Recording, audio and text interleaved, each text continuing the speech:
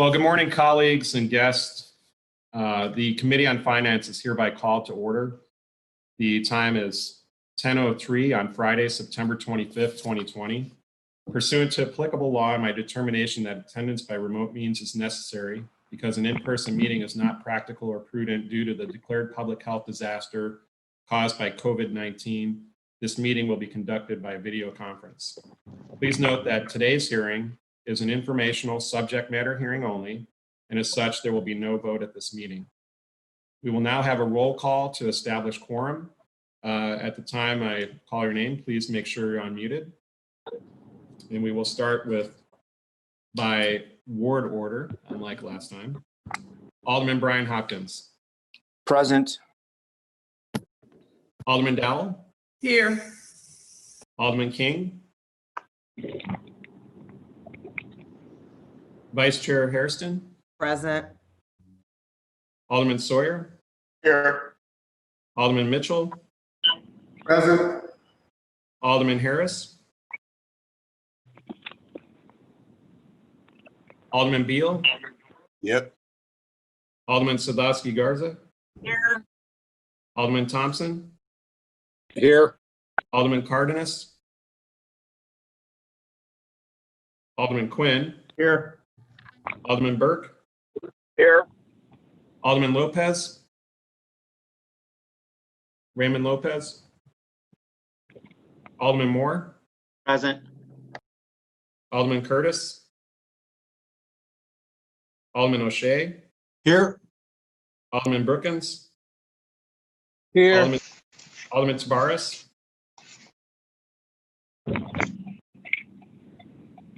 Alderman Scott. Alderman Burnett. Alderman Urban. Here. Alderman Taliaferro. Here. Alderman Boyers. Chairman Wagasback is here. Alderman Austin. Here. Alderman Villegas. Here. Alderman Mitz. Here. Alderman Sposato. Here. Alderman Napolitano. Present. Alderman Riley. Here. Alderman Smith. Alderman Tunney. Alderman Osterman. Present. And Alderman Silverstein.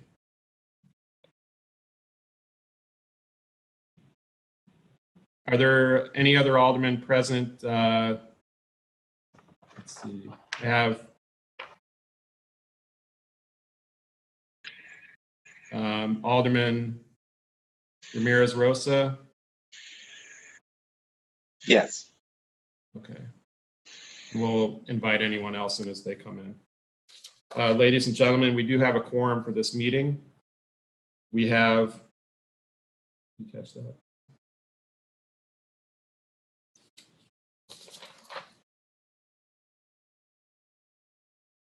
"23 members present. We have a quorum. With that, we will open the floor for public comment. We have one speaker signed up for today, Mr. Joe Lombardo. Mr. Lombardo, you have 3 minutes once they are able to get you on with sound.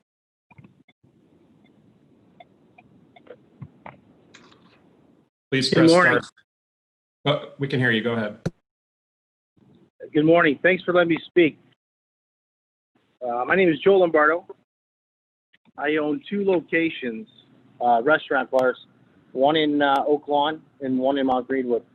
And I just want to kind of touch base on video gaming, what it's done for me. Video gaming in my Oak Lawn location is helped me expand, it's helped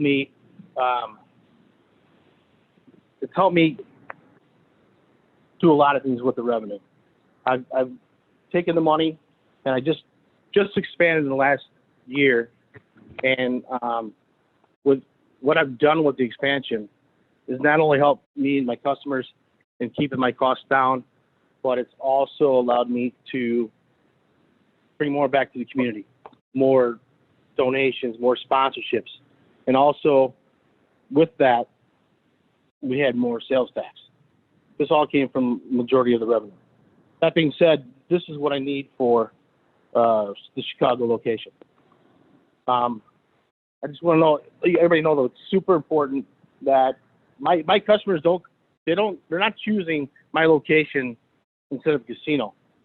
They're using it because of the atmosphere that we bring to the table as far as my location, but it also helps, hey, the games are there, they're going to play.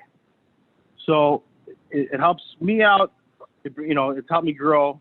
It's helped everything as far as sales tax, threefold, stuff like that.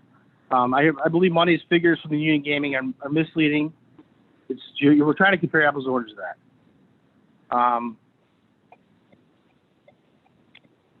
The one thing though is, in fact,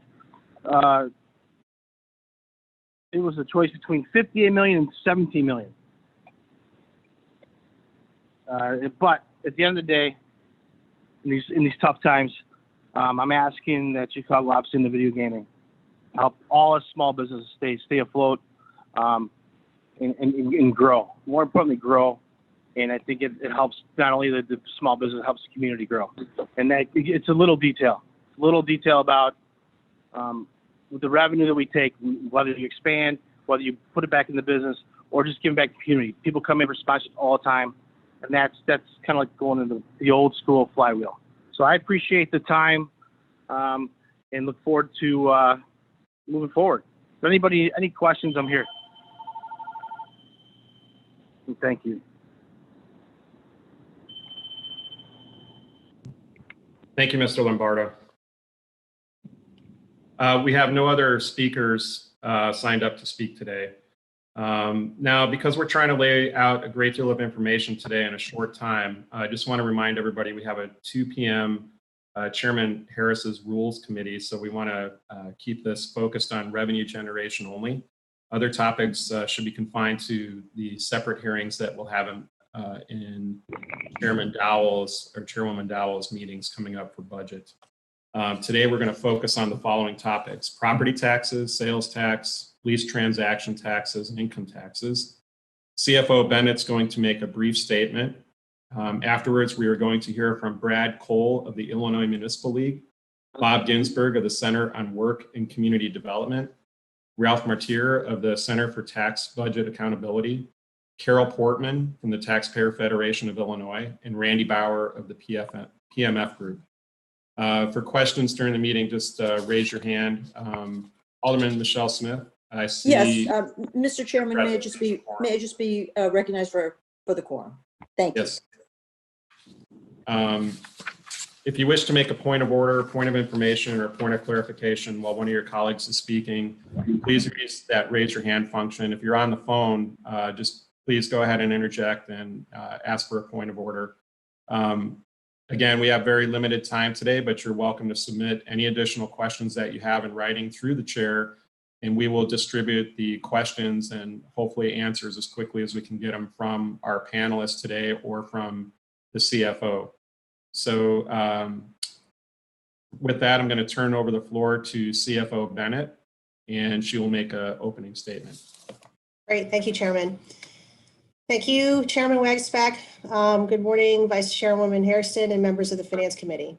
Today, we pick up where we left off on Monday with the second of 2 revenue hearings aimed at addressing many of the different proposals that have been suggested to help close the 2021 budget gap. During today's hearing, we'll turn to some of the more broad-based revenue sources. But before we dive in, I'd like to say a few words about the city's overall financial position. Last year, we began the long and arduous work of putting the city's fiscal house in order. A little over a year ago, the mayor announced a 2020 budget gap of $838 million. Through the creative ideas provided by the open and honest discussion with this body, we closed that gap with over $500 million of structural savings. This significantly reduced our structural gap, which has reduced the amount of gap that we have to face this year. However, as a result of COVID, the city has projected a $799 million 2020 budget gap due to the revenue loss due to the pandemic.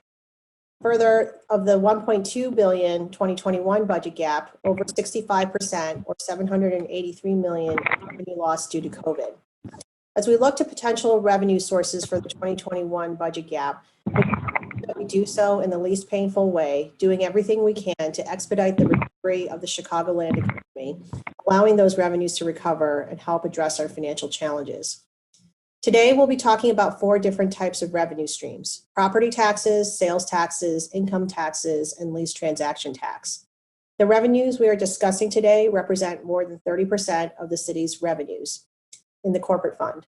In 2020, sales taxes were $690 million, or 16% of the budget. Income taxes were $270 million, or 6% of the budget. Personal property lease tax was $350 million, or 8% of the budget.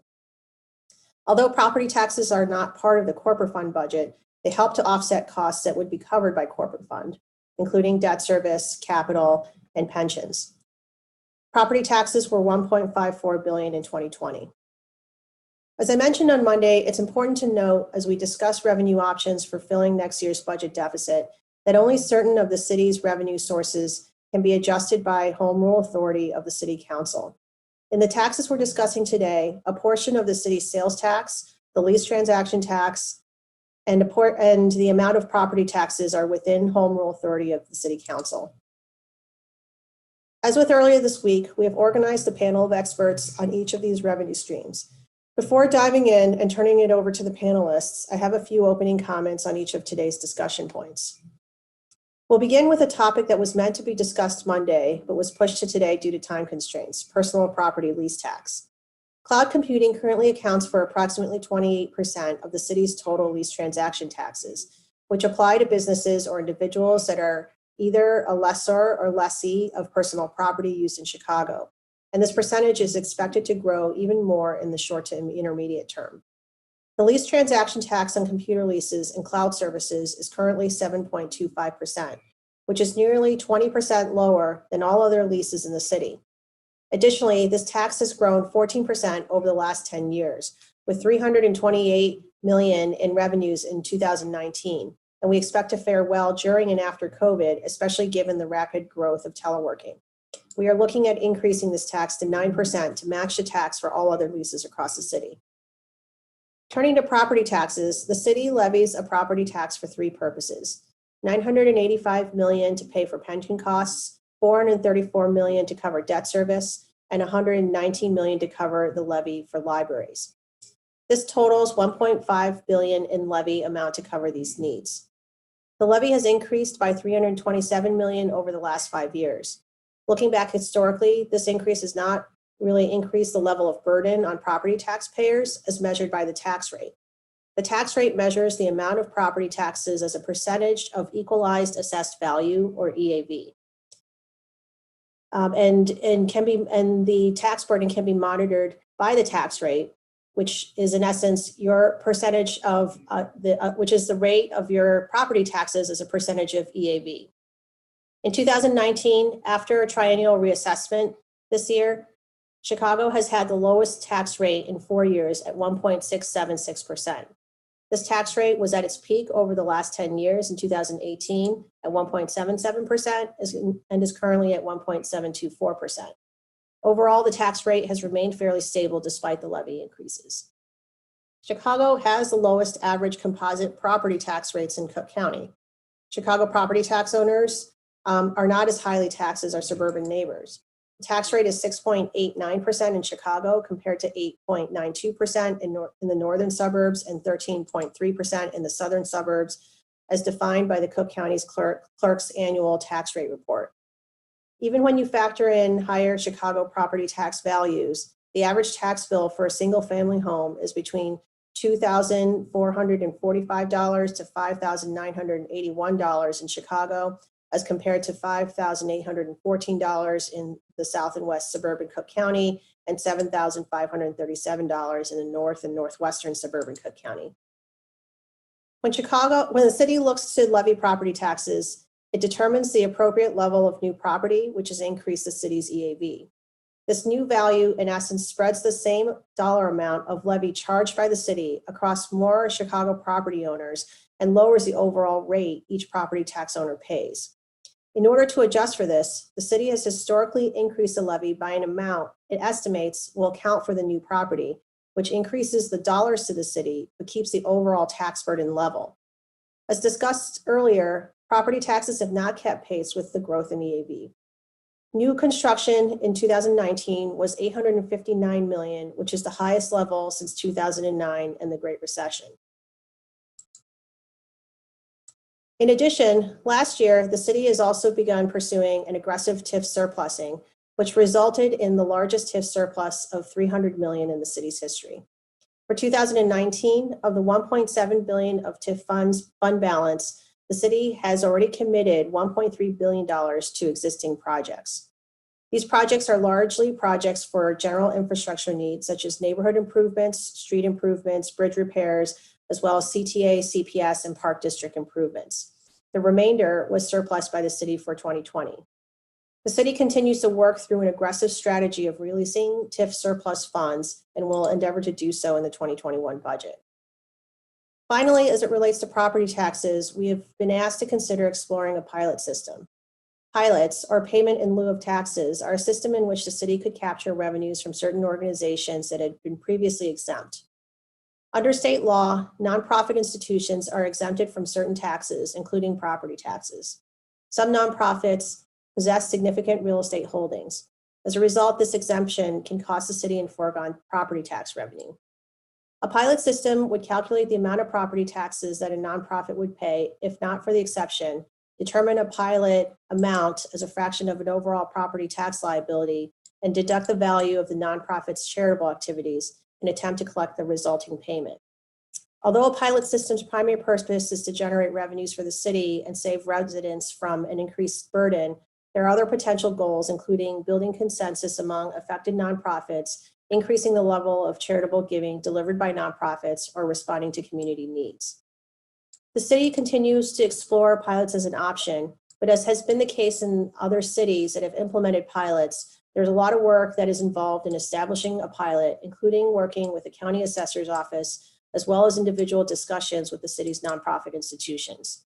Also, nonprofit institutions provide significant charitable value to the city as well, and any policy towards pilots should recognize this value.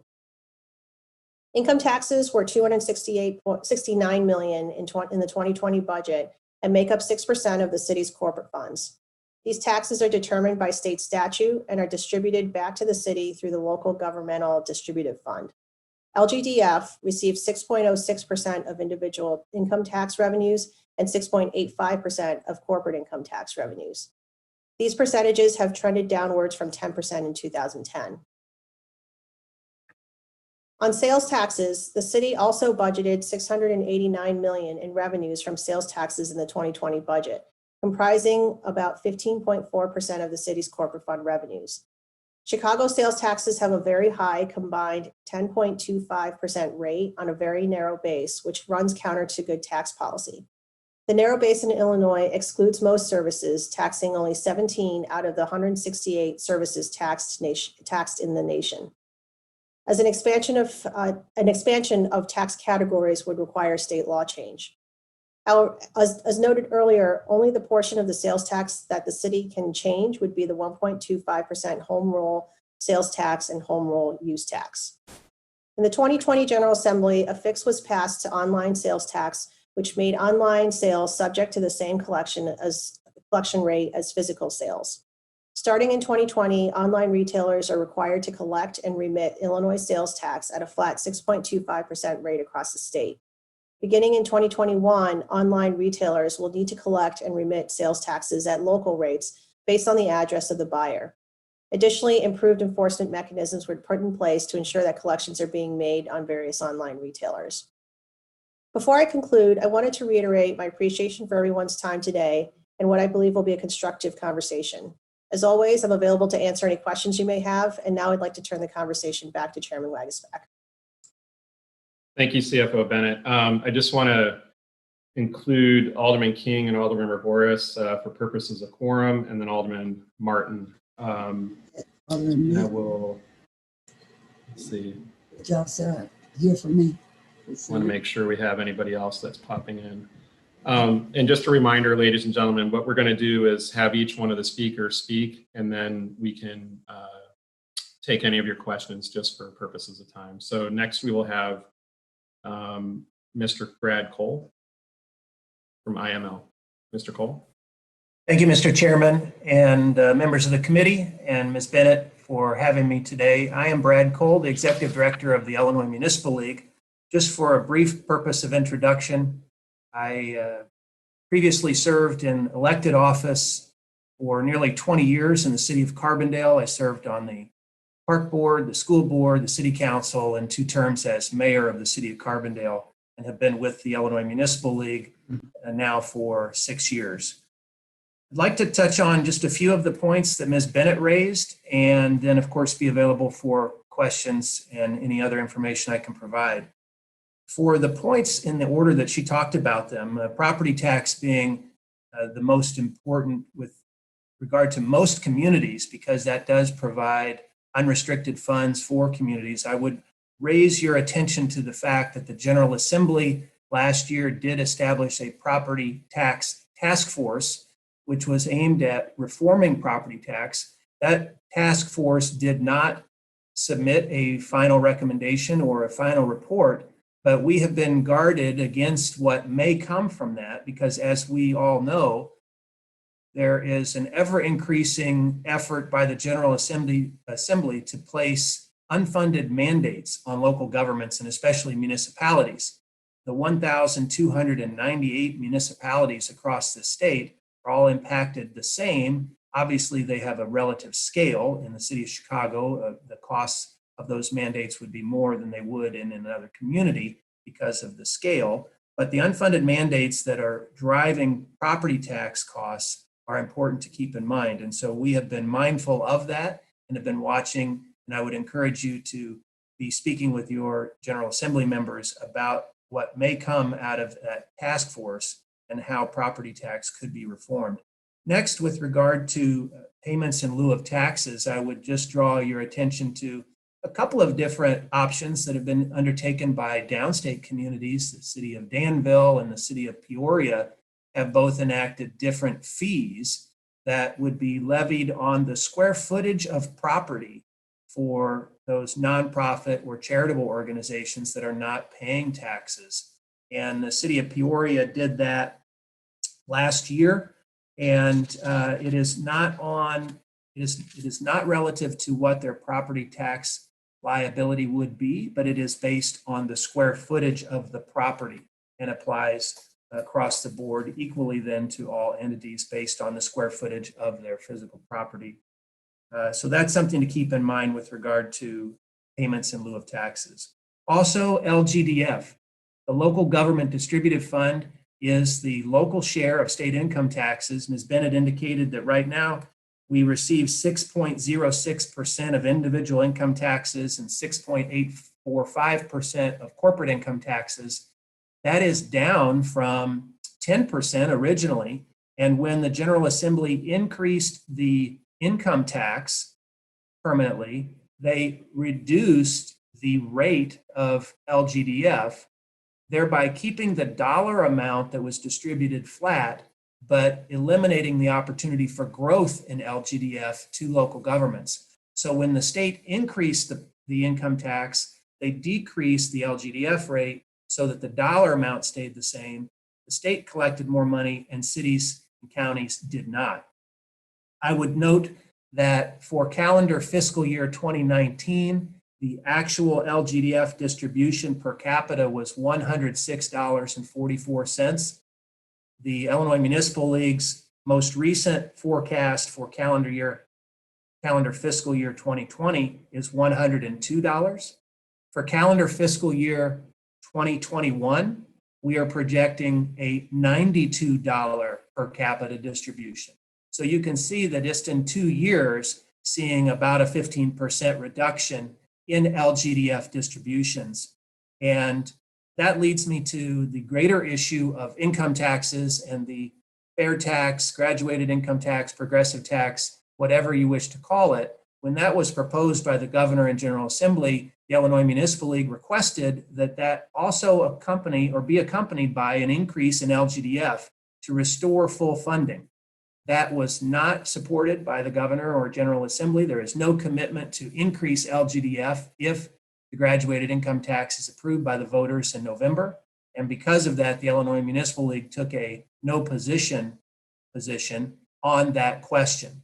But that is an issue that if the income tax is increased or modified, then we would be seeking additional funding through LGDF.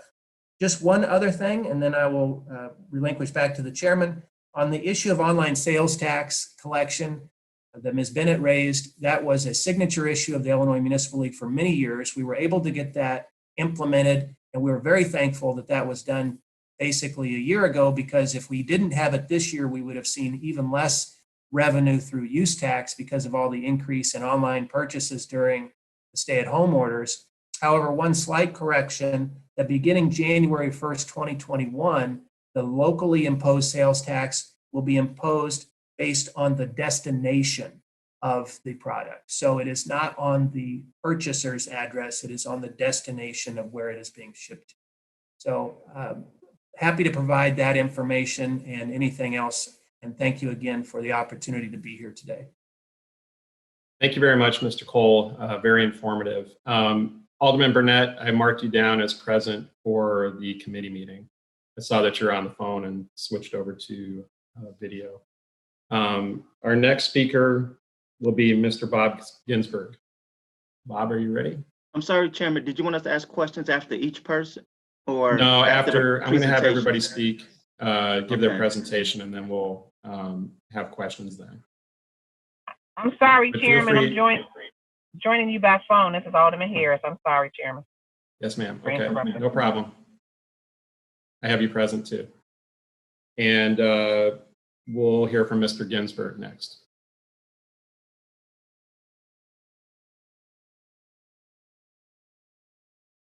Bob, you're muted. All right. Um, Can you hear me I now? can hear you now. Yep, go ahead and might just start over there. Chairman Thank you. Waxback and the committee, I want to thank you for this opportunity to present it to the committee. Let me give a brief sort of background discussion of my background. I was until the last year the senior policy advisor to Congressman Garcia. Before that, I was at the University of Illinois at Chicago.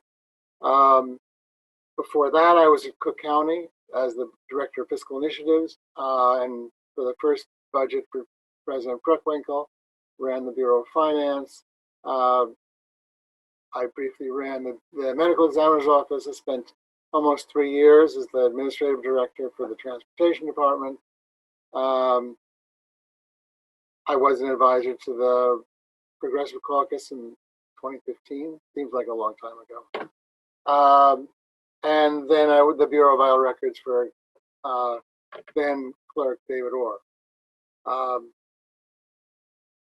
What I want to talk about, and I'll give the order that CFO Bennett presented them. And I'm going to, the issue about property tax issues, in particular TIFs. As most of you know, TIFs are they're not very transparent. And they've changed from their origin. And I think it's important to understand that. They originally set up to fund specific projects, in particular Block 37, in the absence of other capital funding. And in principle, I actually think that's a valuable way to fund projects. The problem is they were changed so that they went from funding a specific project or development to generating funds, and then you figured out what other projects you wanted to spend money on. And then TIFs proliferated in the city.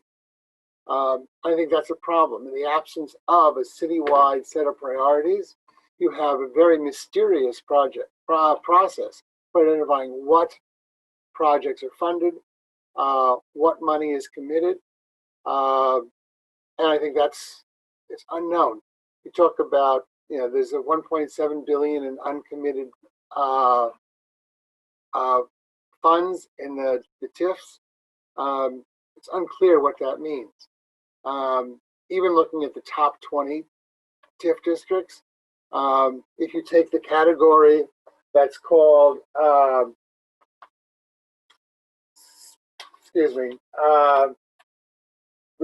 monies restricted for future development, that doesn't mean, it's just that as far as the accountants, they don't know what the money is for. but that adds up to 700, 150 million to close to $1 billion. So I think the question is how you specify projects, how you do them.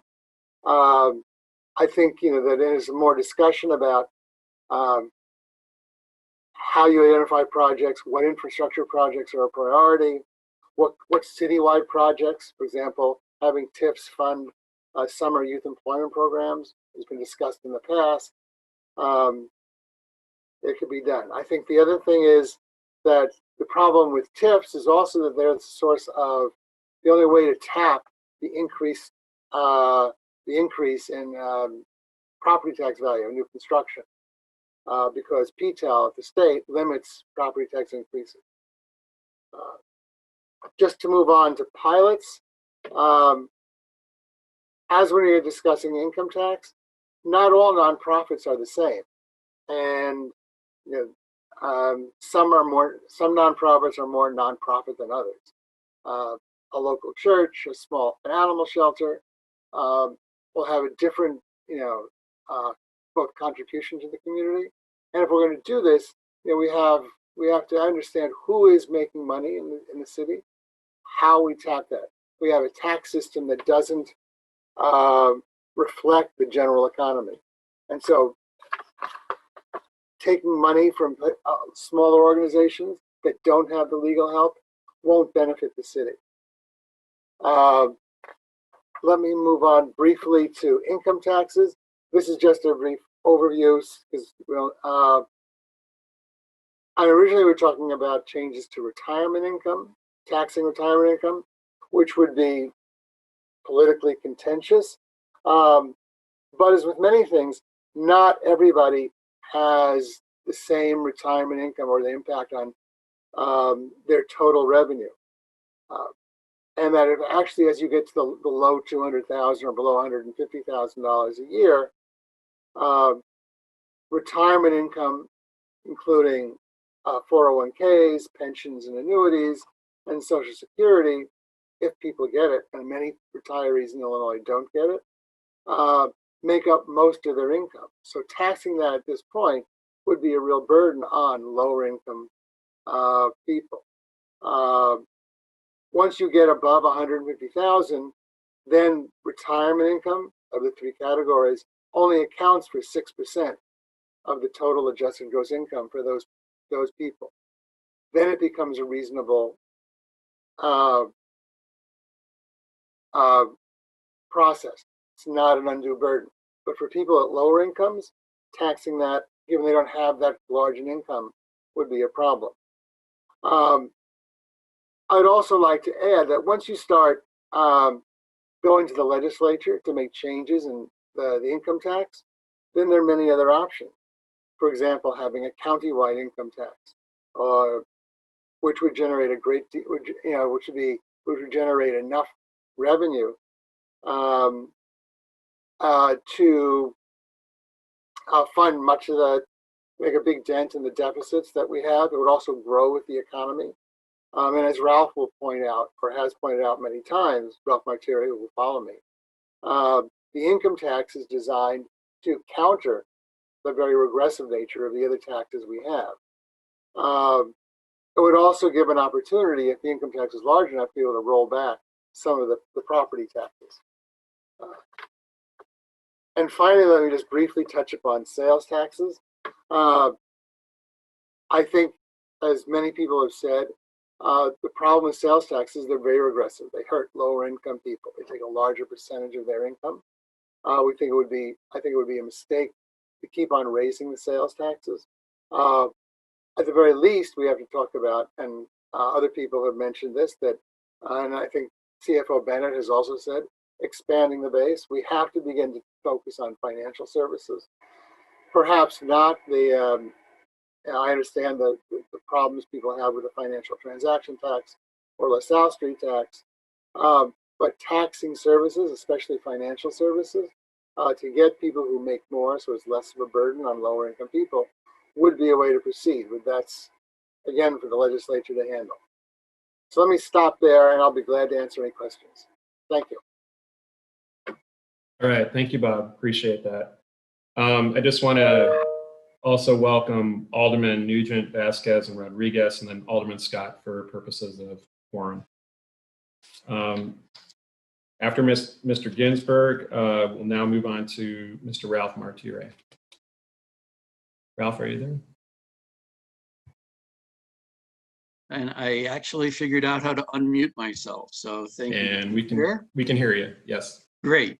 So I'm Ralph Martire. I'm Executive Director of the Bipartisan Center for Tax and Budget Accountability, which means my board of directors has Democrats and Republicans on it that really don't like or trust each other at all.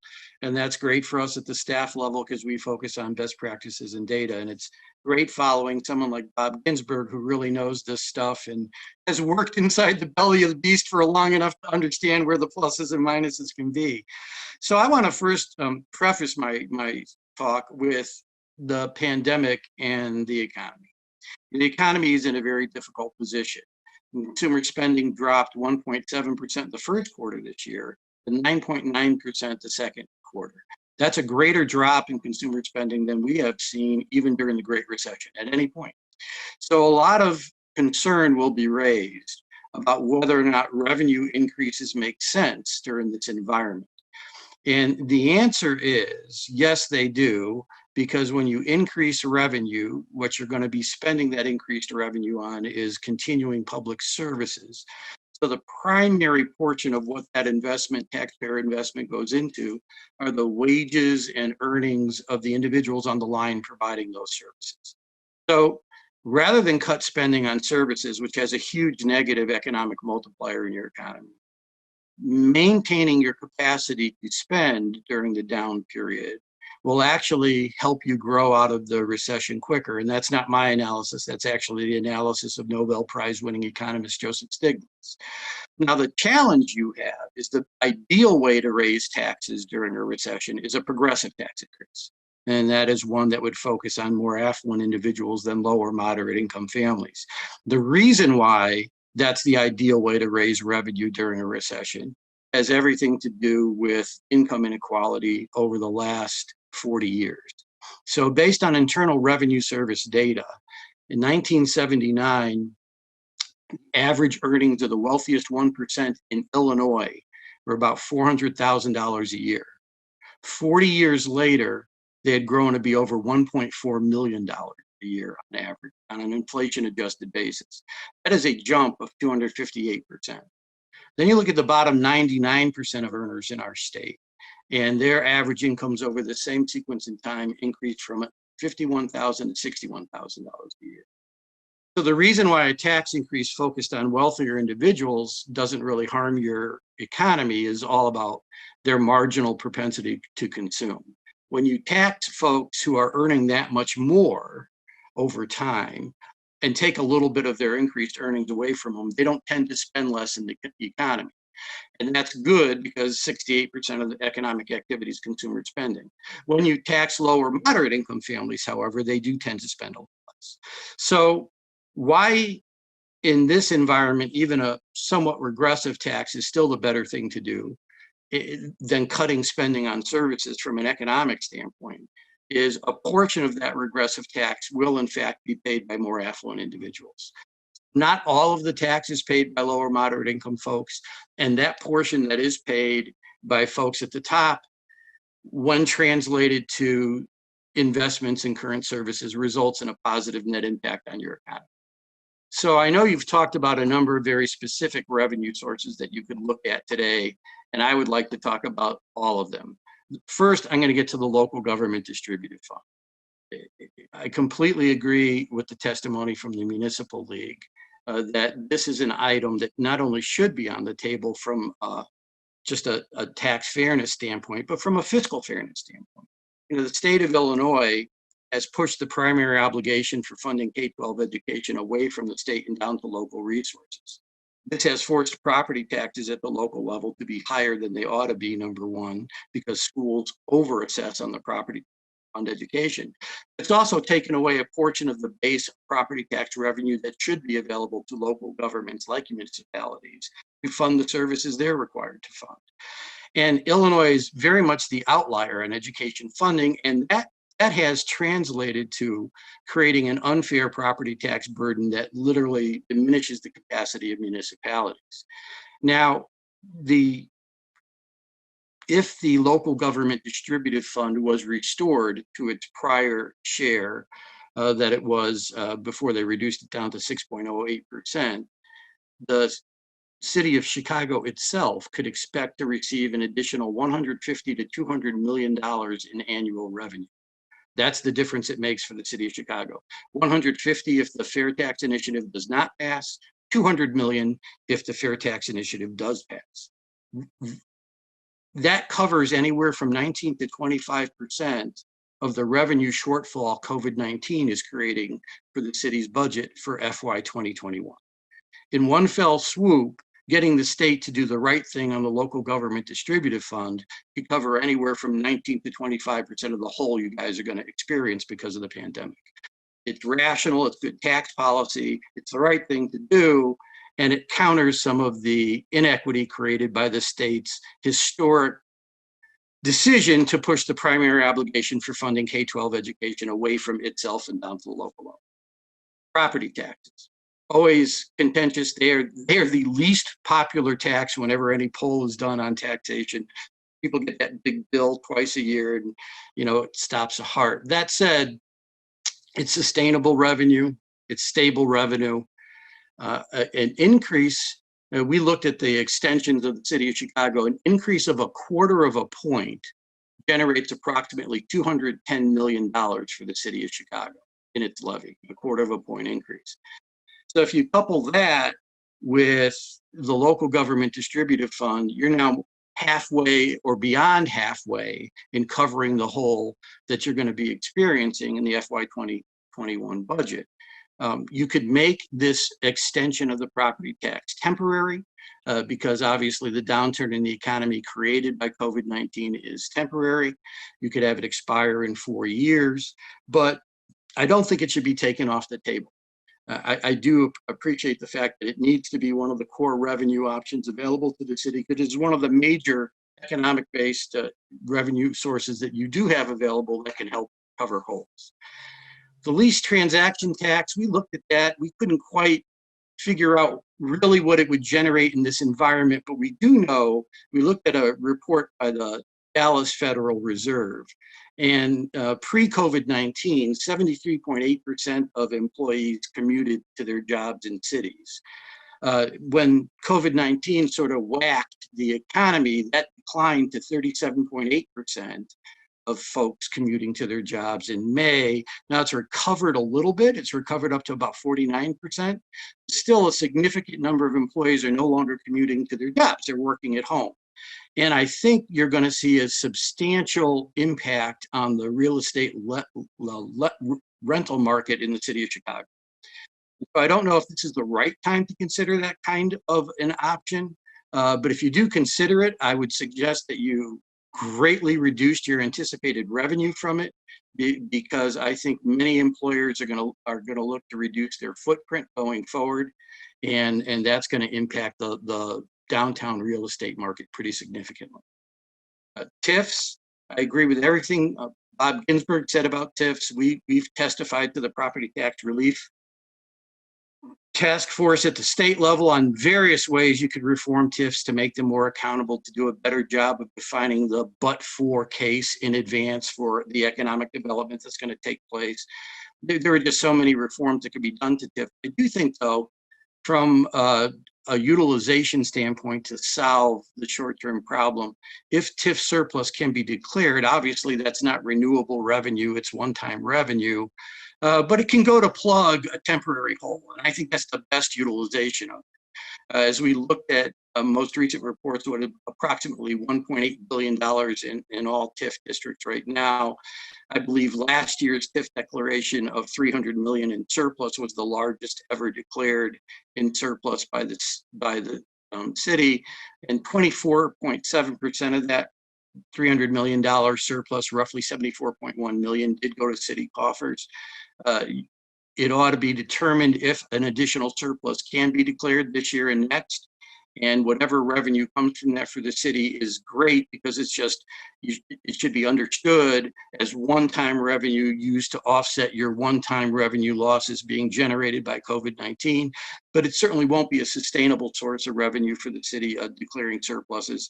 Bob Ginsberg's entirely right.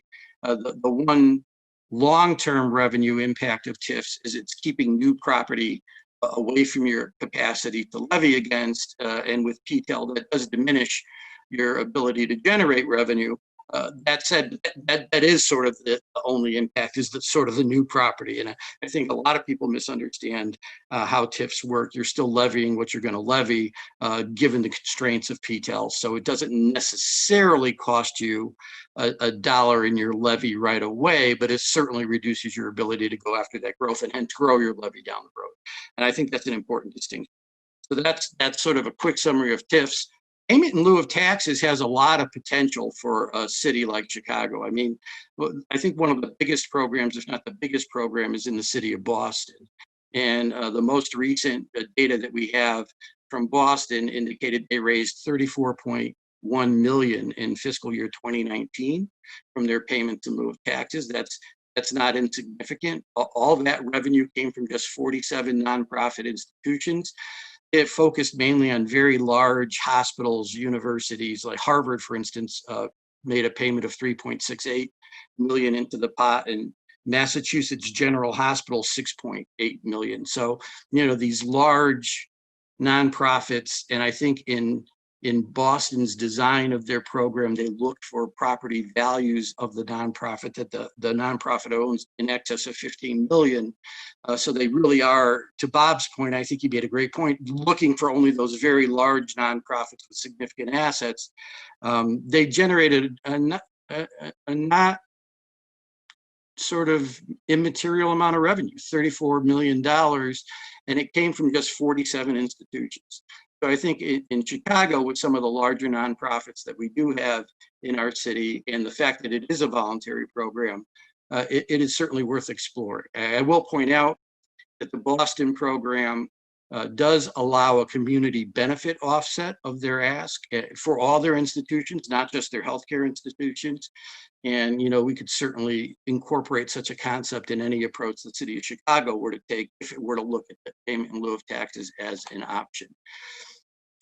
I will say that modernization of the sales tax base ought to be something that's championed immediately and forever forward. I mean, it's just, of the 45 states with a sales tax, the state of Illinois has the most narrow base in the nation. We tax less of the modern economy than any other state. So even though our combined state and local rate is sort of towards the top of the country when you look at combined state and local rate, and certainly in the city of Chicago it is, because you have the Cook County and city of Chicago add-ons through home rule.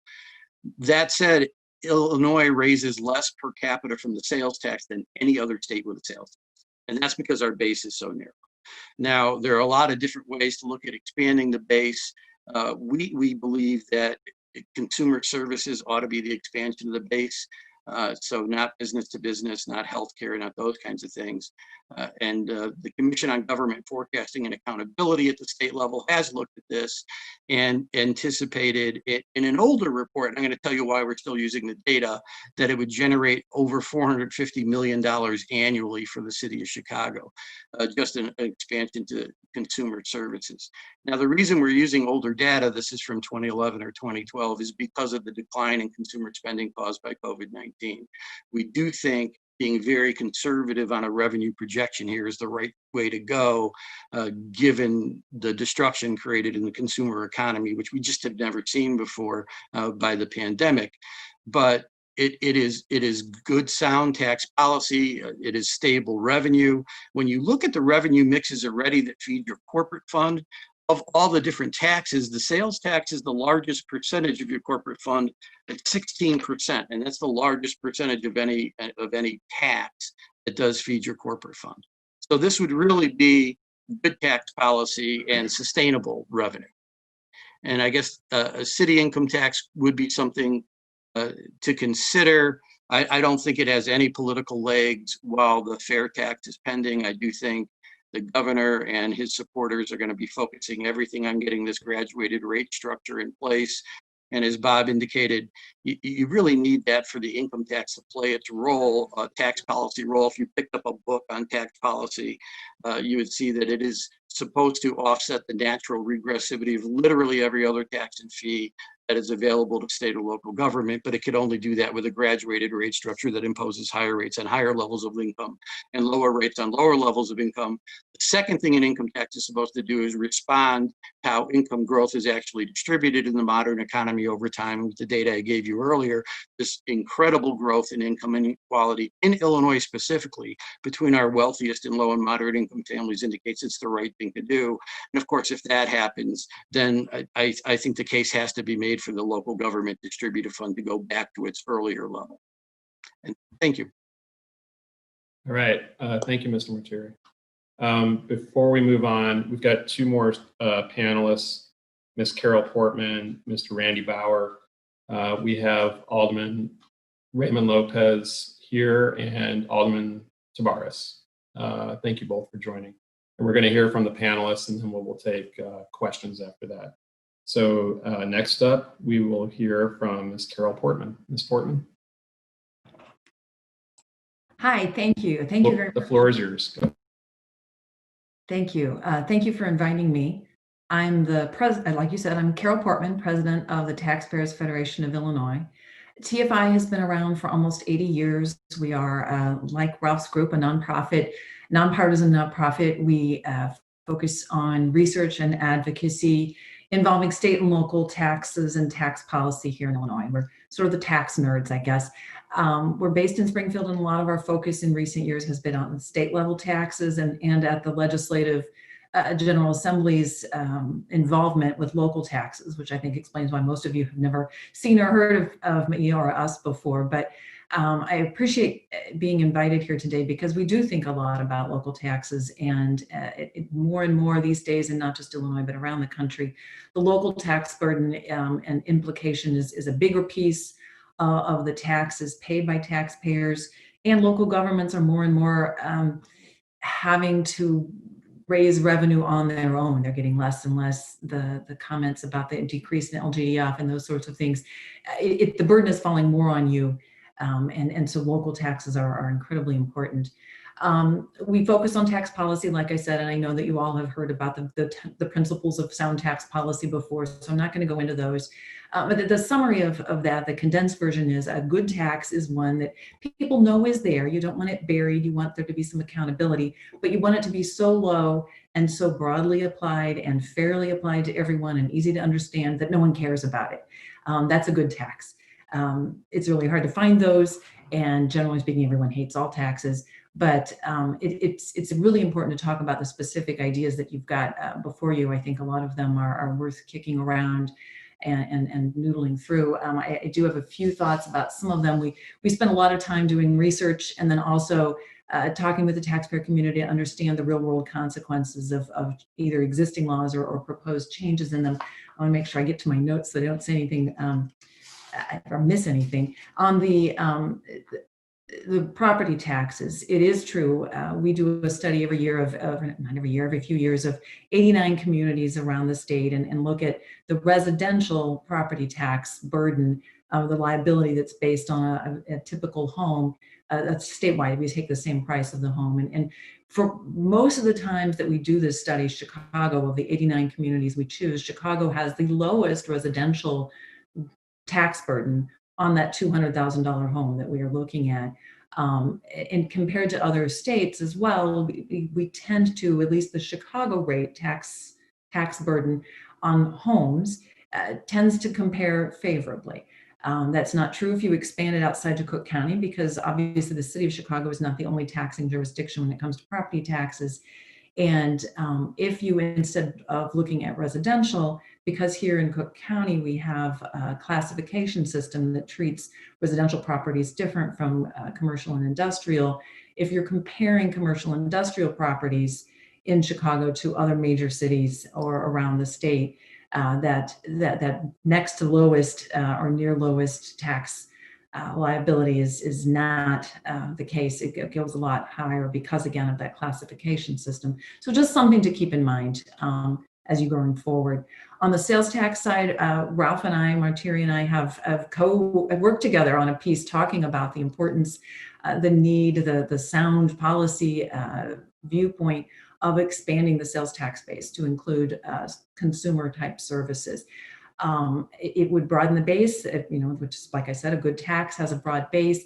It wouldn't be picking winners and losers between, do I cut my own hair or do I go to the salon to get it cut? The downside of that is for the city that you have some home rule taxes that do apply to services that might be picked up by a broadened sales tax base. So the financial impact of the city would be complicated. You would get more of your sales tax on the services that are taxed, and there'll be more services, but you may lose some of your own home rule municipally imposed and administered service taxes. So that's something you'll have to, if the legislature starts down that path, which, like Ralph said, groups like ours are constantly saying, yeah, from a policy perspective, it's a really good idea. But it's just something to think about. On the income tax, well, one more sales tax piece too. It will be very interesting to see what your revenues look like starting in January of 2021, when remote sales coming from out of the state, sales going over any kind of marketplace, any of those online services, the big one or any of the other ones, all of those sales to destinations in the city will be subject to the city's, all of the taxes that are imposed at the home rule, the city and the county sales taxes. And so you will probably be seeing a bump. It's hard to know how big it will be and what it will look like until it happens. But that's going to be a change going forward in the sales tax, thanks to IML and some other folks that worked hard to get that bill passed and those changes. And on the income tax side, it's going to be interesting to see what your revenue changes look like as well, the LGDF piece of it. And if the Constitution is amended, the current prohibition against any second income tax being imposed goes away. If that constitutional amendment is passed. And so it would be possible then, if the legislature authorizes it, for the city to have its own income tax. That's another complicated, procedurally, administratively, and probably not a quick fix to anybody's revenue streams. But that is something that will join the quiver of in your arrow of toolkit. I'm mixing my metaphors, but the opportunity for a revenue consideration, revenue stream opportunity for you. I think that's it. I didn't have a whole lot of prepared comments, but I'm looking forward to the continued conversations. Thank you. Well, thank you very much, Ms. Portman. And I know you were going to stick around to take some questions. So next up, we have Mr. Randy Bauer, and then we'll move to questions. And as we move into questions, just try to be succinct and brief in those so we can make sure we don't run into the next committee meeting. Mr. Bauer, go ahead. Thank you, Mr. Chair. First of all, as mentioned, I am Randy Bauer. I'm a director with PFM. I lead its tax policy group. PFM is a national public sector consulting firm. We have 45 offices around the country, including a location in downtown Chicago. We provide services primarily to the public sector, which include financial advisory, investment and management and budget consulting. We have provided those services to all 50 states and most major local governments, including the city of Chicago. When you're the last person to present, much of what you might have said has already been discussed. So I'm going to primarily limit my remarks to two topics: the lease, transaction tax, and payments in lieu of taxes.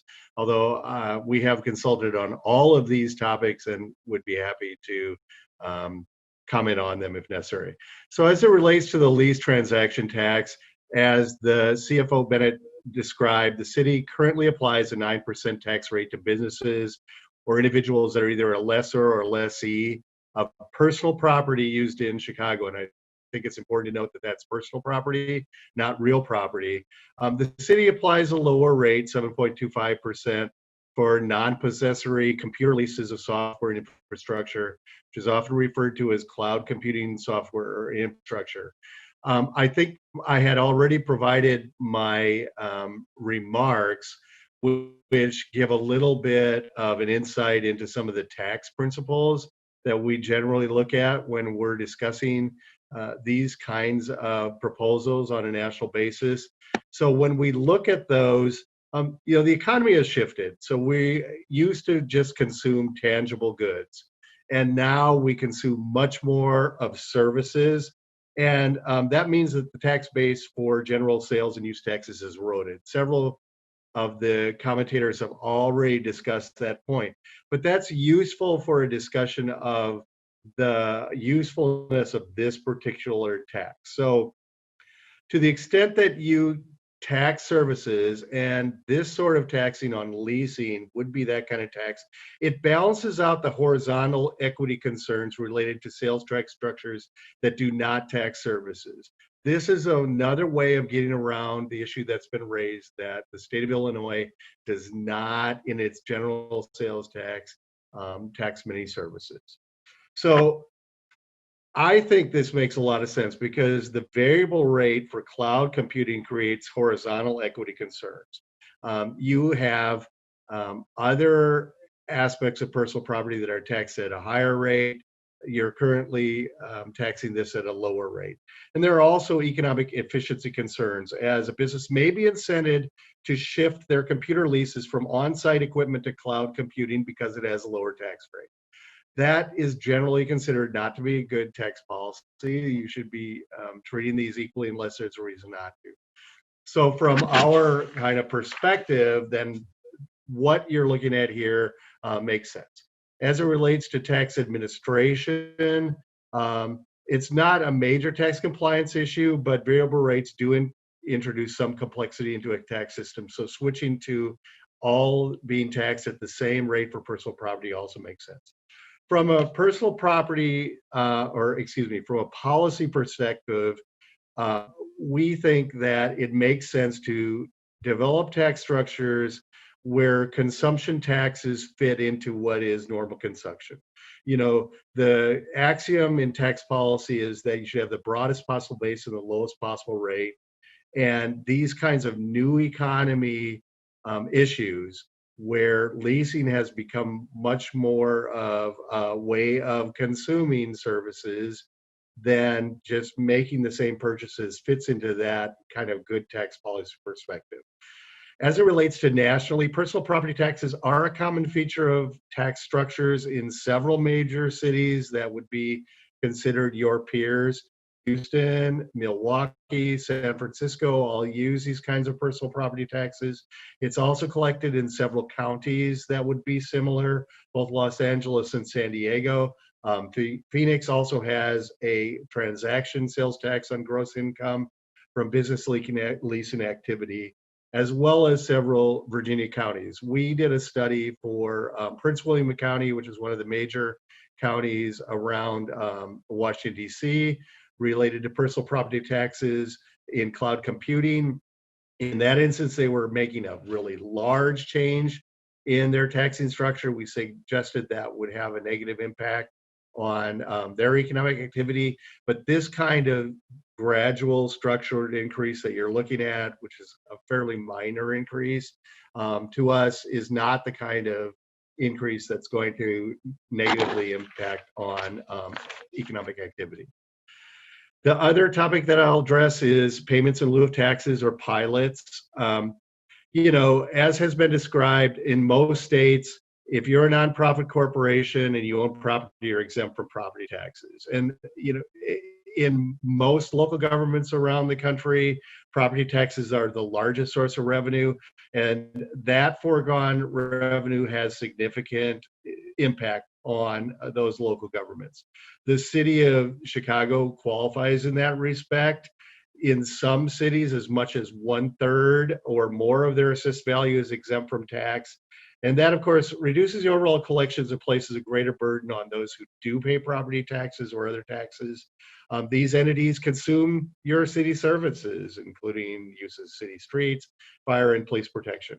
So cities have sought other alternative mechanisms to collect some revenue from those entities. And this kind of non-voluntary, nonprofit agreement has been used in a variety of cities. It's important to note that these are voluntary, so they're really not a tax. And in some instances, that impacts on what you can expect in terms of collection and the administration of these kinds of pilot agreements. You know, there isn't really any requirement that institutions participate. And even when they do so, it is difficult to enforce the agreement. So as has already been mentioned, Boston is the most notable example across the country. They have been doing this for a long time. They revised some of the way they do it in 2011.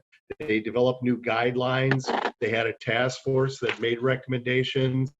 And as it relates to how they do this, they limit it to those institutions that have excess of 15 million of assessed value. So you're not talking about neighborhood churches or nonprofit organizations. And as also been mentioned, they do have a community benefits credit that is applied to what they would analyze as the tax that would other be owed.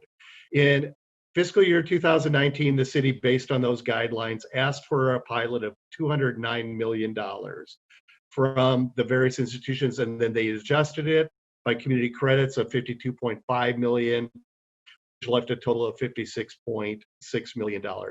It's notable that they actually received cash contributions of $34.2 million. So that was 79% of their original request.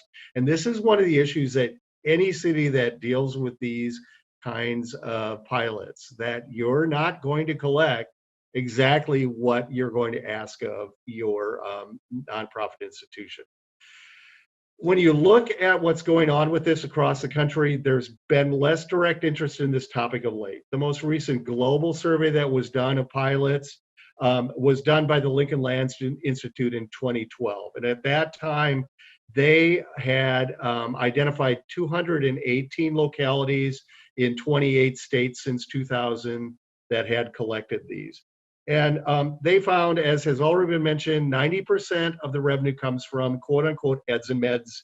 And the colleges and universities are like 2/3 of that, and hospitals are about 1/4 of that.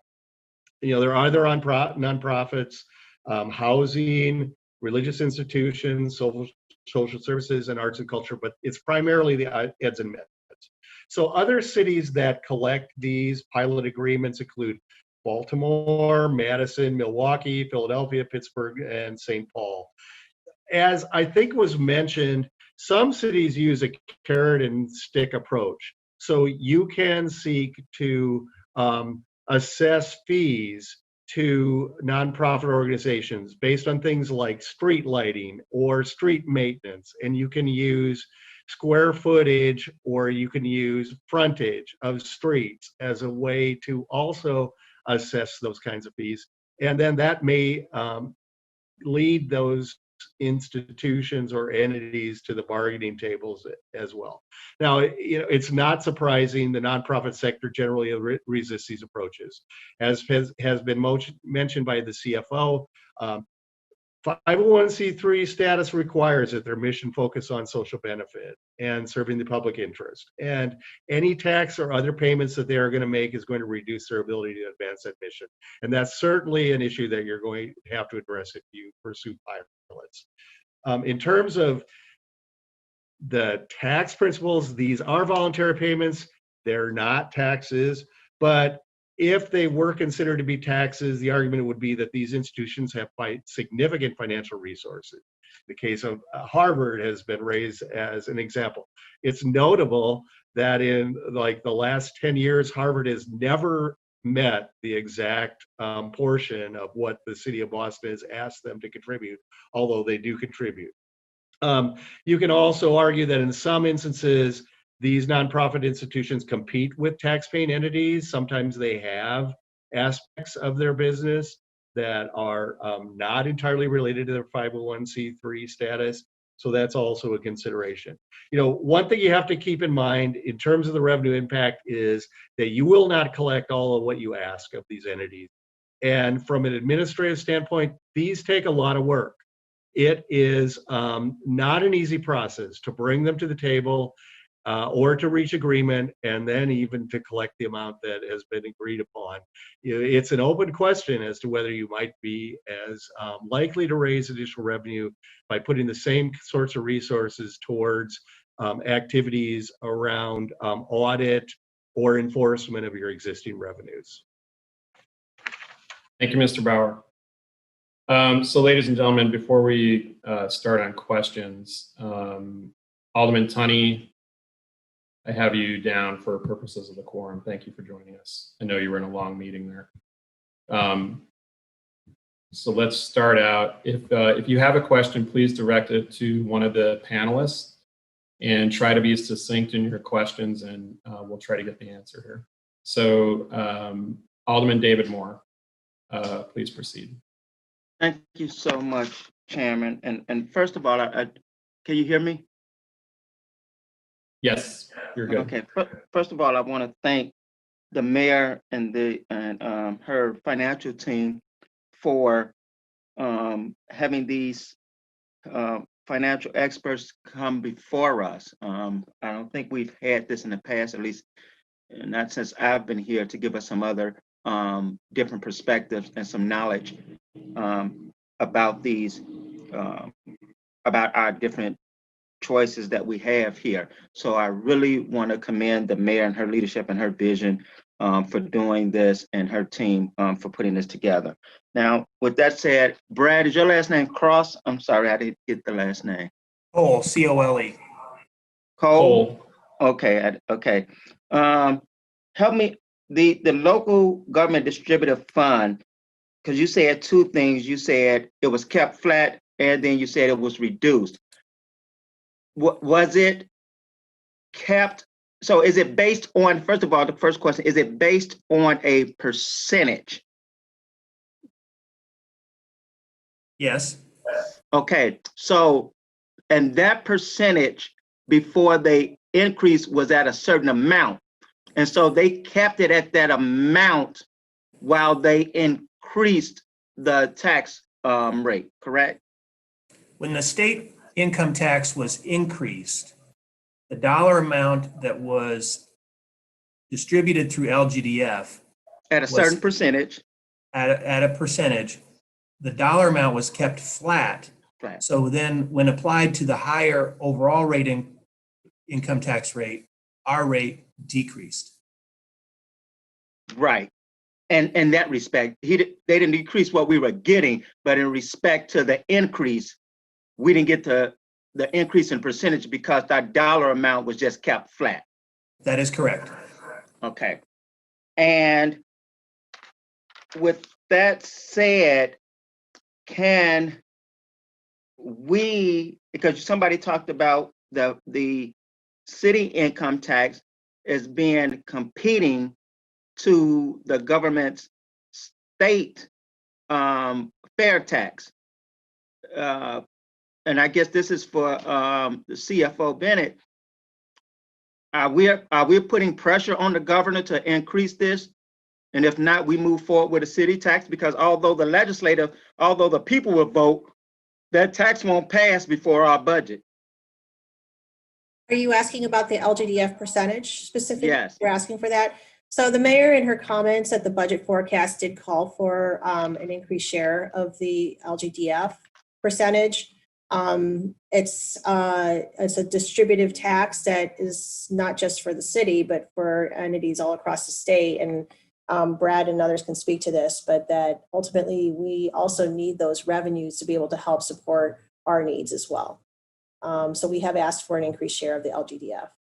Okay, so they don't have to speak to it for sake of time, but what I'm asking, I know you just said the mayor called for it, but what pressure are we putting? Because then again, most of this is going to go by way of how Chicago roles. Let's understand this. So if we're putting pressure that if the government doesn't commit to this, then we move forward with a city income tax. We're not doing anything like that, because I recommend that we should.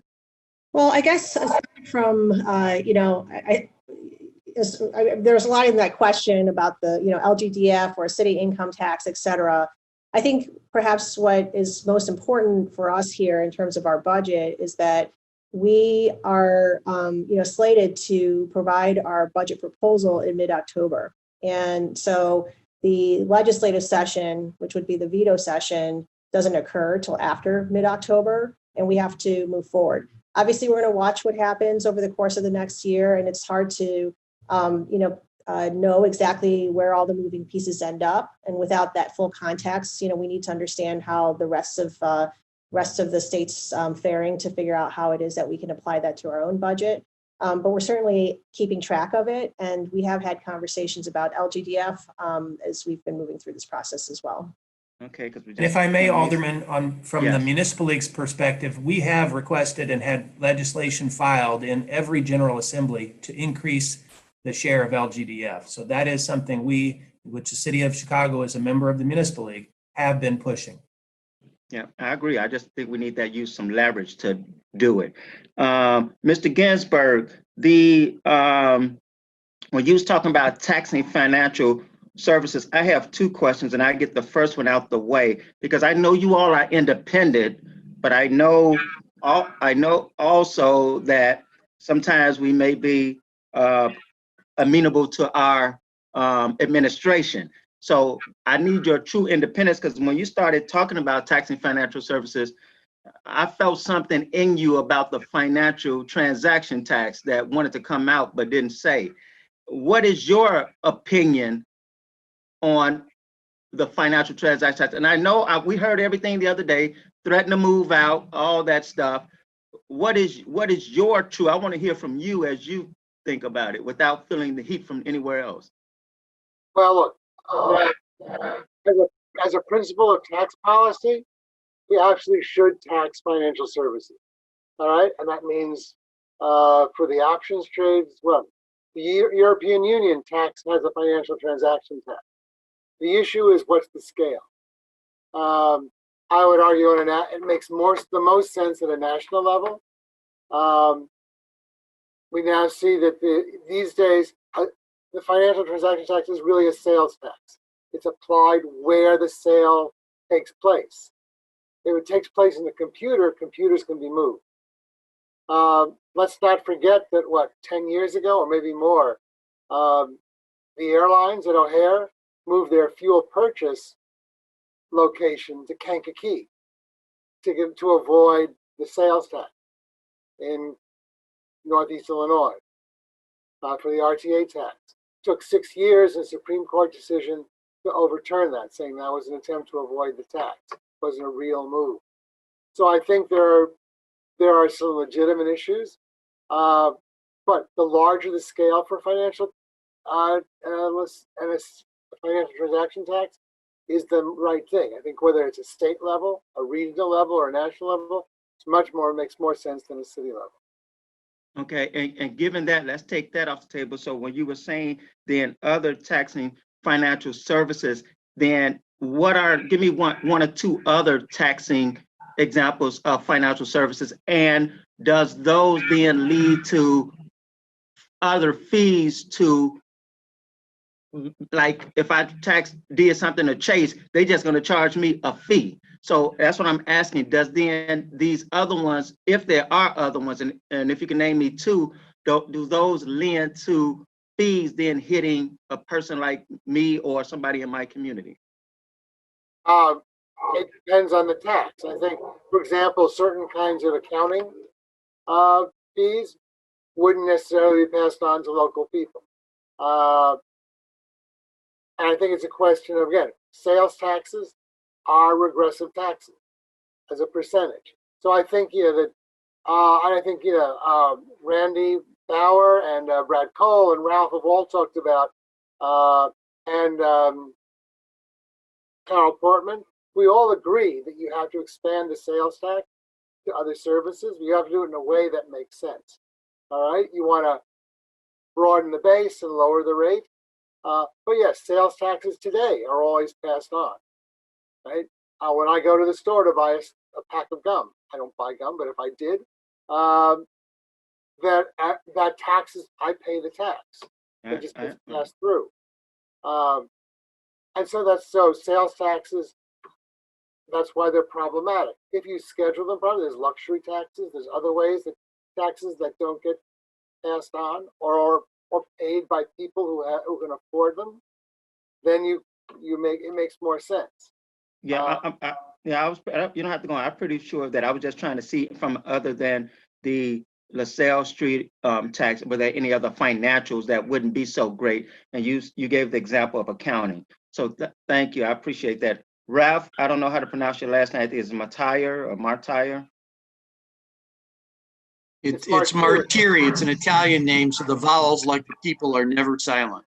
Okay. So when you're talking about you was giving you an example of raising property taxes 0.25%. So I think, and somebody helped me from the previous administration, when we raised taxes last time, or if you know, CFO, under the previous administration, was it 500 million or 300 million that we did?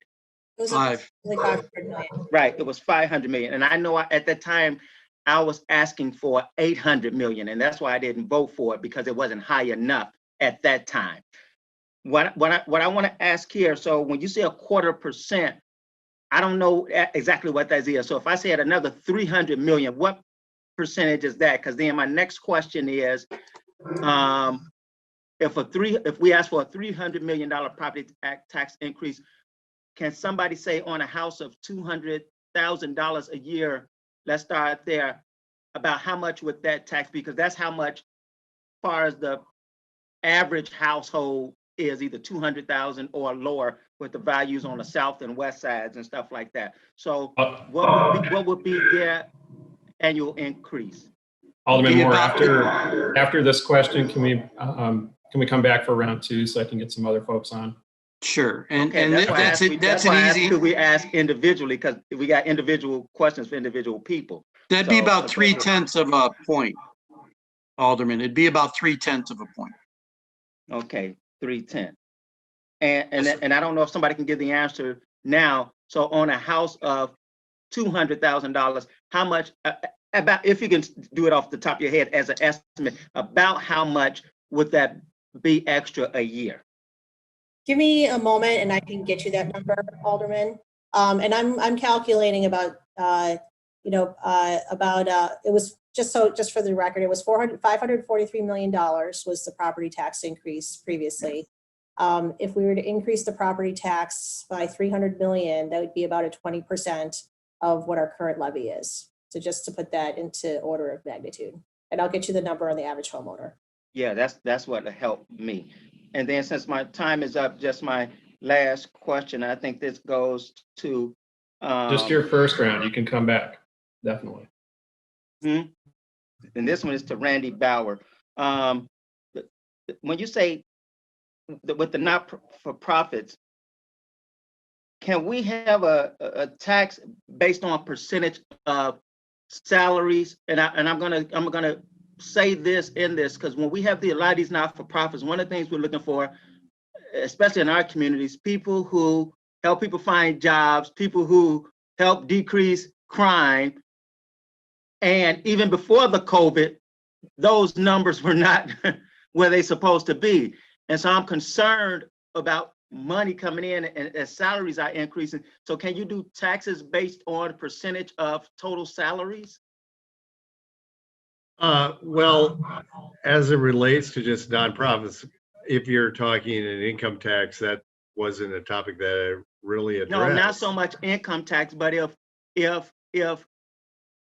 10% of what they're bringing in is going towards salaries, okay, and then we charge that 10% towards their total revenue that they bring in. Well, if you are going to develop a payment in lieu of taxes, which again is a voluntary agreement, that kind of a way of figuring out what you would ask, sure, Why you keep saying voluntary? Why can't we mandate I'm saying why can't we mandate that and get that tax? Why you keep saying voluntary? That's Well, what's throwing because me off. payments in lieu of taxes they're in lieu of taxes. They're a voluntary agreement.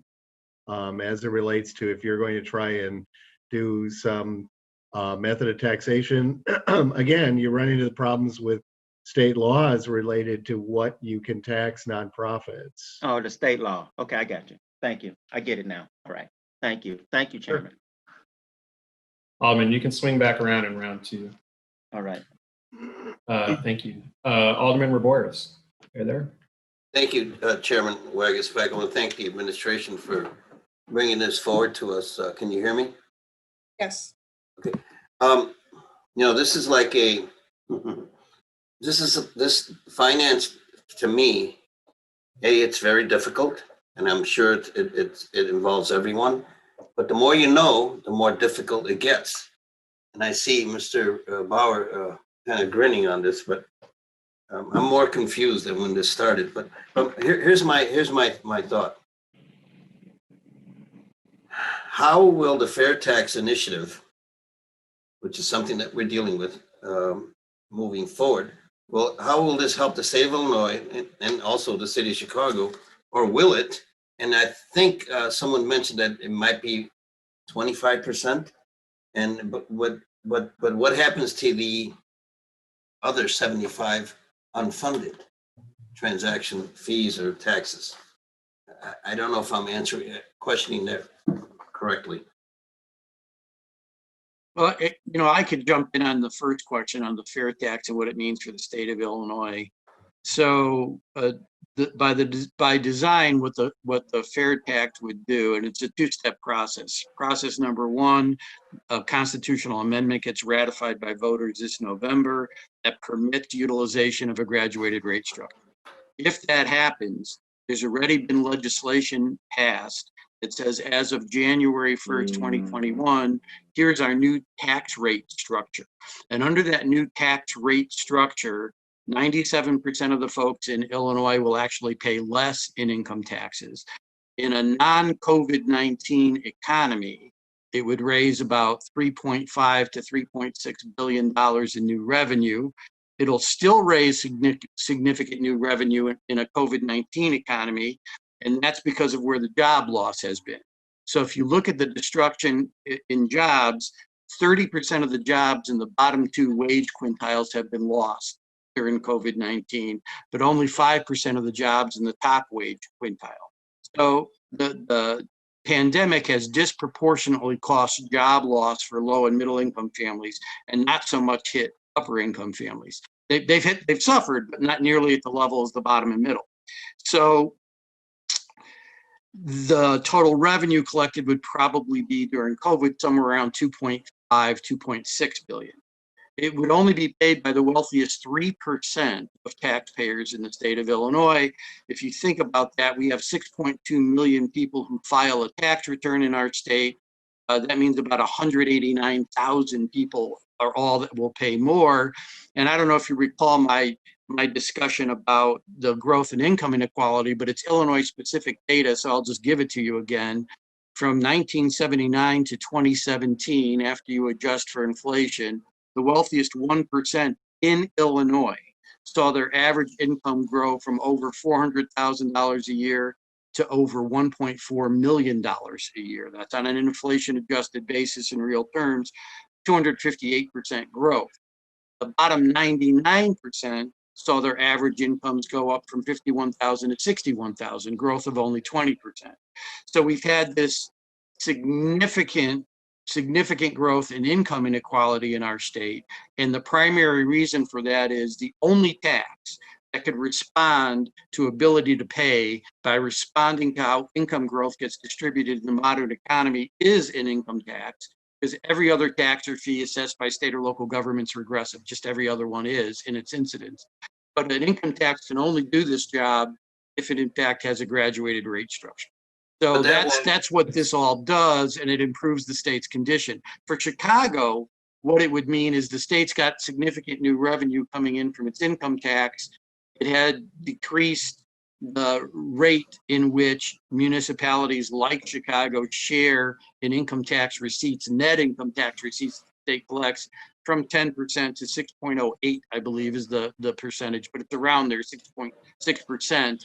And they haven't even fully funded that. So in 2020, the 6% rate was prorated. So you effectively only got about 5.7% of collections. If it was restored to 10% and the fair tax passed, City of Chicago, without taxing anybody anything more, would get 200 million more in revenue. Alderman Boris. I had a point of information from Alderman Rodriguez.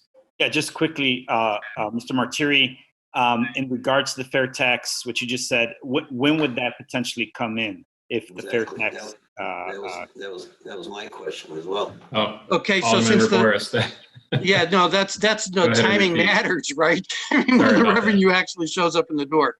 So the fair tax is only anticipated to generate in a partial year next year, because it'll only be in effect for about half the year, about 1.2, 1.3 billion right now. So take the 200 million and cut it in half, 100 million. That's still a very significant uptick in next year's budget. But the good news is it then grows thereafter, and it grows with the economy, because now the income tax is responding to how income is actually being distributed. So that's a good thing for the city.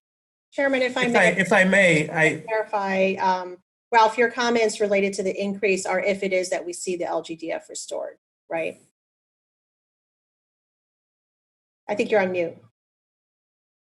And it won't let me. It won't let me unmute. Is this something I said? Is it a computer thing? Yeah, no, you're exactly right. You're exactly right. And if I may, there is a lag. So actually, Mr. Martiri was talking about the half year, but that's the half of the state fiscal year. For the city's fiscal year would be for the full fiscal year because it's on the calendar basis. And there is a lag. So the income taxes that are paid are collected by the state and then distributed back through LGDF within 60 days. So that change was made a couple years ago. So the city of Chicago would get about 10 months of it in its fiscal year if it was implemented January 1st. And then just for Mr. Chairman, your benefit, I have to leave in about 10 minutes. Not that that matters, but just letting you know that. Thank you. Thank you. Chairman, I got one other quick question. Oh, feel free, go ahead. Yeah, and as it in reference to TIFs, how do we declare a one-time surplus use of TIFs? And what will this do for the city's bond rating? The TIF surplus declaration? What will that do to the bond rating? I think your question relates to the use of one-time revenues versus structural revenues overall. That is correct. That is correct. Importantly, we know that there is surplus that can be returned back to the taxing bodies. So that's something that we've been very aggressive in the last budget as well as this budget. As it relates to the overall use of one time, it ends up being about a broader finance plan and how it is that we tell the story about one-time use versus structural use and what's our plan for structural balance in the out years. That story's gotten only more difficult with what we've seen recently related to COVID, but we are developing what that might look like. In total, one-time use is appropriate in the midst of COVID because a lot of our loss is one-time in nature. And so we lost 783 million of revenue. We have modeled out in a number of different types of economic models what that recovery pattern looks like for each of the revenue streams. And when that revenue recovers, that one-time loss doesn't necessarily need to be covered with all structural solutions. Now there's a mix there. And so that's a lot of the work that's going on right now in terms of defining the budget, what solutions do we go to, what's the right balance of the different types of solutions. And we're putting that together now. Thank you, Jenny, for that question, that answer. Thank you, Mr. Chairman. Thank you, Alderman Boyce. Let me just, with the time check here for Mr. Cole, Alderman Smith, Osterman, Martin, do you have a specific question for Mr. Cole since he has to leave? No, Chairman. No. Alderman Osterman? No. Okay. Let me go to Alderman Smith, and I just want to make sure if he's got to leave here, we get any questions into him. And I just want to point out. And I'm going to go ahead and go then, if that's okay. Yeah, that's fine. I appreciate you coming out today, and I just want to let everyone know that Mr. Cole's statement was sent out to everyone this morning, as well as a document or a fact sheet on the local share of the LGDF. And Mr. Cole, did you want to mention anything else before you go about IML and other services that you provide? Well, I know yes, I've thank used- you. Sure. I've used I mean, your website quite often, and it's very informative. well, we appreciate that. The Municipal League is proud to have the City of Chicago as a member. The mayor is on our board of directors. We work very closely with CFO Bennett and others. We do provide services to all 1,298 cities, villages, and towns in the state, legal, legislative, and otherwise. Many of these issues, as they become in front of the General Assembly, we will be working on in consultation and cooperation with the city. And so appreciate the opportunity to be here. And everybody gets our magazine and should know how to reach us otherwise. So please use me and our team as a resource at any time. So thank you very much. The reason I have to leave is because we're actually having our own board meeting here this afternoon and tomorrow in the city of Chicago. So thank you again. You're welcome. Thanks very much. Thank you, Brad. Ladies and gentlemen, we're going to go to Alderman Smith next. And just remember, we have Ms. Portman, Mr. Ginsberg, Mr. Martiri, and the CFO here, along with Randy Bauer. So we still have plenty of people here with the expertise to ask these questions. So with that, Alderman Smith. Thank you very much, Chairman Weisbach, and for assembling this really excellent panel. I have two areas of questions, and the first are for the city, which is in your opening statement, there was one expression that really bothered me, which is you stated that the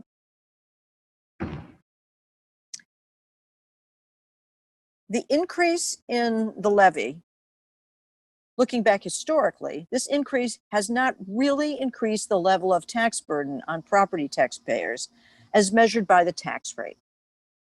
Now, in 2016, City Council increased property taxes by, increased the levy by another $300 million. And that, coupled with increases in assessed values, as a practical matter, raised many people's property taxes a lot.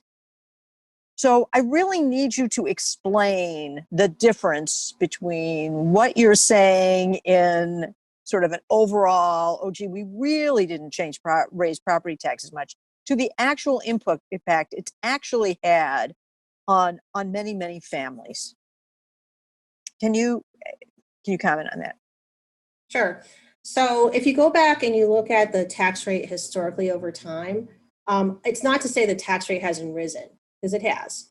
But overall, the tax increase, which as people noted, has been, fairly significant over time, in terms of dollar amount, is muted by the fact that we have seen a significant increase in the EAV and ultimately also new property that's come on the tax rolls. We saw the highest amount of new property in 2019, which means in essence, we have new property taxpayers or new value of property, largely commercial, as noted by one of the speakers, which in essence helps to absorb that tax burden. So it's not to say that there wasn't an increase in the tax burden, but a lot of that has been muted by these other considerations. And that's what that, so that's and so what I would like to understand is if you can provide an analysis of that. In other words, in 2016, if you go back and look at what happened, there were expectations of how much people's property taxes were increased. And in particular, in that first year, there were shocking increases in assessments, which many people thought were unfair, and then a tax rate increase.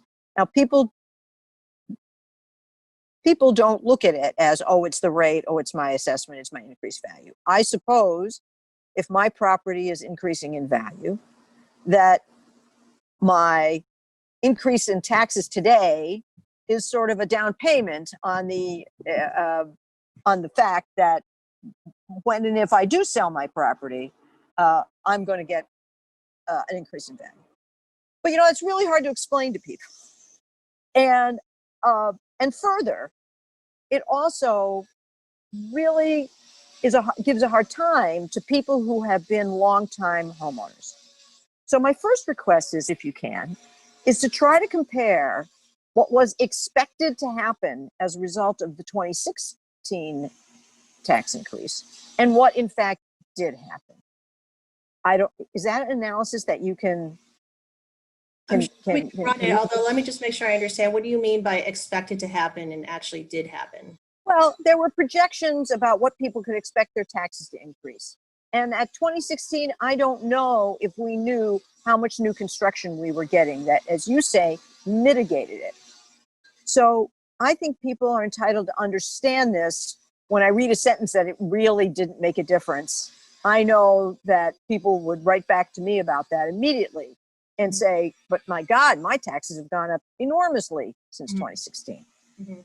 Yeah, go ahead. No, so what I was going to say is I think the best way to approach what you're saying is to take a look at how it is that the property tax, average taxpayers bill has changed as you index it to inflation or as you index it to EAV. And I think what you described, accurately describes the way that a homeowner feels about property taxes, in that, especially if you're a longtime taxpayer, it's hard to be able to adjust for the increase in value of your home if you're living in the home. Having said that, there are also various other taxes and fees that do, if it's not based on EAV, increase based on inflation.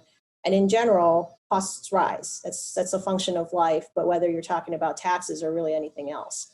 And so I think mostly we want to make sure that we're looking at it in all respects. And part of the challenge has been, for many decades, the city of Chicago didn't raise property taxes. And so as we look at not just the relative growth based as you index it to inflation or EAV, the actual average bill, as you compare it to our regional neighbors, is another comparison that we're also keeping an eye on. Now, I appreciate I want to that. actually, one other comment, I want to make, though, is, to the point you made, frankly, is that, to the, comment about, how it is that an average taxpayer feels it, that's something that we're very mindful of, and is very important, especially in this time frame during COVID, in that even if there's a fairness aspect to indexing it to certain other metrics, whether it's comparables to other places or EAV, we also have to be mindful of what that means today for a homeowner and how it is that they're budgeting for their household expenses. So all of it's very difficult, but it's all a number of different factors to consider as it relates to property taxes. Well, I would really like an analysis because, I do represent a community that pays a lot in property taxes, and many longtime homeowners who are valuable parts of our community have seen their property taxes go up so much that they may leave. And we don't want that to happen because they're very valuable members of our society, of our community, and make things even more unaffordable than they have been coming. And let me also raise that we fought for, in 2016, a program to protect long-term homeowners against property tax increases. I am very uncomfortable and have, and I will say, taken a stand against property tax increases. And it's really because so many of our long-term homeowners are really put between a rock and a hard place because they only receive the value from their home if they sell it. And at the same time, they can't afford to live there now. So I feel very strongly that the city has to look at the impact of what I'm hearing as a proposed property tax increase on longtime homeowners. Okay, first off, I would not, hear that as a proposed property tax increase. I think that's probably reading in between the lines. But importantly, we want to make sure we're sharing information related to property taxes, and we haven't made any determinations at this point. We're still in the thick of the budgeting process. So Okay, then my next comment, and really my last one, is that it would be great to hear from the assessor, because he has announced and in fact has made some what he's calling COVID adjusted assessment changes. And I want to know what the impact of that is on our property tax collections and what could happen in the future. And then I only have one more question. So Sure. what And before you start there, my sound went off for a second. Alderman Beal, did you have a point of information or just question? I'm in line for questioning. Okay, thank you, sir. Go ahead, Alderman Smith. Sorry. So what is the impact of the reassessments that Assessor Kagi has made recently to take COVID into account? So there has been, recent assessment changes has increased assessments around the city. It has increased at EAV, and that was part of the increase in the 2019 increase in new property as well. As it relates to the future proposed, it's hard to tell at this point, kind of what the full impacts of that are. It would also require some state authorization in order for that to be put into effect. And, we're going to keep track of it very closely. Okay. And then my last question for the first round is, several of my colleagues have asked about, for example, this proposed state income tax change as a possible revenue source. What about federal future funding? This is a go it alone budget. I think it has to be. In other words, right, you can't count on any potential changes. And so what happens knowing that people generally feel once taxes go up, they never come down?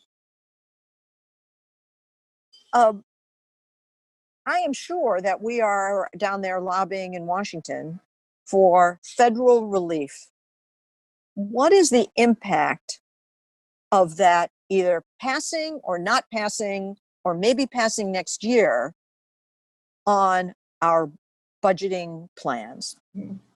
So this goes back to Alderman Raboris's question about what is one-time and structural in our budget. And because so much of our budget is one-time in nature, there's going to be some one-time solutions that will have to strike that balance of what our one-time costs have increased as a result of COVID and how it is that we address that. If it is that we receive federal funding is one-time in nature. And so to the extent that we pass a budget without federal funding, similar to what we did this year, we would likely have to come back and talk to you, the council, about how it is that we would apply those funds. And by and large, that one-time revenue would make the most sense to apply back to one-time, gap closings that we used in the 2021 budget. We're very mindful of that. I don't have an answer yet as it relates to what that exact balance is, because that, again, is what we're working through in the budget. But that ultimately is just some framework around that. But you are saying that 65% of the shortfall for 2021 is because of COVID? Yes, that's correct. Yeah, so obviously that's huge. That's big. It's big. It's very, very big. Just so I'm clear, not all of that we expect to be, immediate one time. There is some permanent revenue loss that COVID has created for us for at least the foreseeable future. And so again, another balance to have to strike is it's not like in 2022, we're going to see $783 million back. It also is contingent upon when we see a vaccine, how quick that recovery ends up being, so on and so forth. Yes. All right. Thank you. That's all I have for round one. Thank you, Mr. Alderman Chairman. Smith. Thank you. Alderman Osterman. Thank you, Chairman. Thank you, Jenny, for clarifying the question about property taxes that Alderman Smith brought up. A couple questions, please. You brought up that in 2019, the tax base for property taxes showed an increase, and you kind of describe it as an increase in commercial and residential properties. Make sure I'm getting that right. But then also, do we have a mechanism to assess how that's gone for taxes paid in the fall of this year? Because I think there's an assumption that there's going to be foreclosures and a loss of overall properties. So I think that while there was a rise, I think all of us that are living this in real time are concerned about significant drop off? Sure. So at this point, it's a little early to tell because the county delayed the collection of that second installment, and we haven't hit that deadline yet. The tracking that we've been seeing is that we're at 80% of collections. And historically, by the end of the year, that collection rate is closer to somewhere between 95 to 98%, depending on the year. 80% is not the end of the story because of the deadline and also because of the fact that, we do accept to see a little bit later collections on the property taxes. But we're tracking it very closely, and hopefully we'll see those numbers inch up as we get closer to that deadline and closer to budget. By way of historical context, in 2008, when it is that we saw a real estate bubble, so different than this pandemic that we're in, but in essence, a real estate market bubble burst, we saw somewhere in the mid 80s in terms of collection rate. I think the other thing to note is that we did collect a significant component of that reduction in the following year. So it ends up being about timing as opposed to actual revenue loss. But it did impact some of the timing of when we receive those collections. So that's a little bit of a parallel to where we are now. Is that fair? I think it's another data point. It's really hard to draw a direct correlation to that because it was a different type of economic circumstance. But it's just another data point to put an order of magnitude on what we might or might not experience coming up. And I think members of the committee would probably like to get some of that information to draw our own conclusions as we kind of think about the next year. Two questions, and I'll go to one to you, Jenny, and it relates to TIFs. And then a question kind of for the speakers, and I appreciate all of the speakers that are on. So we can argue for or against TIFs. The question I have as a mechanism of it is that hypothetically, we as a city said, in 3 years, we're going to ban or we're going to discontinue all TIFs. Revenue would come back to our coffers as well as to the other taxing bodies. The question is, could we bond against that now? And it could be 5 years. 5 years from now, we're going to pay off all the projects that are in the queue. But after that, we're going to kind of basically end all of our TIFs. There's an expected revenue that the city would get for future years beyond that. My question is, would we have a mechanism to bond against that now? We could. And I think that regardless, borrowing is also one of the tools available to us for this budget. So whether you're bonding against that in particular or bonding against something else, our bonds are generally backed by property taxes as well, for capital in particular. It's in either way, some form of bonding against our future revenue streams is a part of what we're going to have to consider given the magnitude of this budget crisis, whether it's that in particular or something else, that's something that we're still working through. Okay. And the other one goes on the bonding theme, and I'll throw this to the other speakers that are there, related to the in lieu of fee. So while the in lieu of fee in my time as alderman has come up pretty much on an annual basis, understand that the organizations that would be paying are universities and hospitals.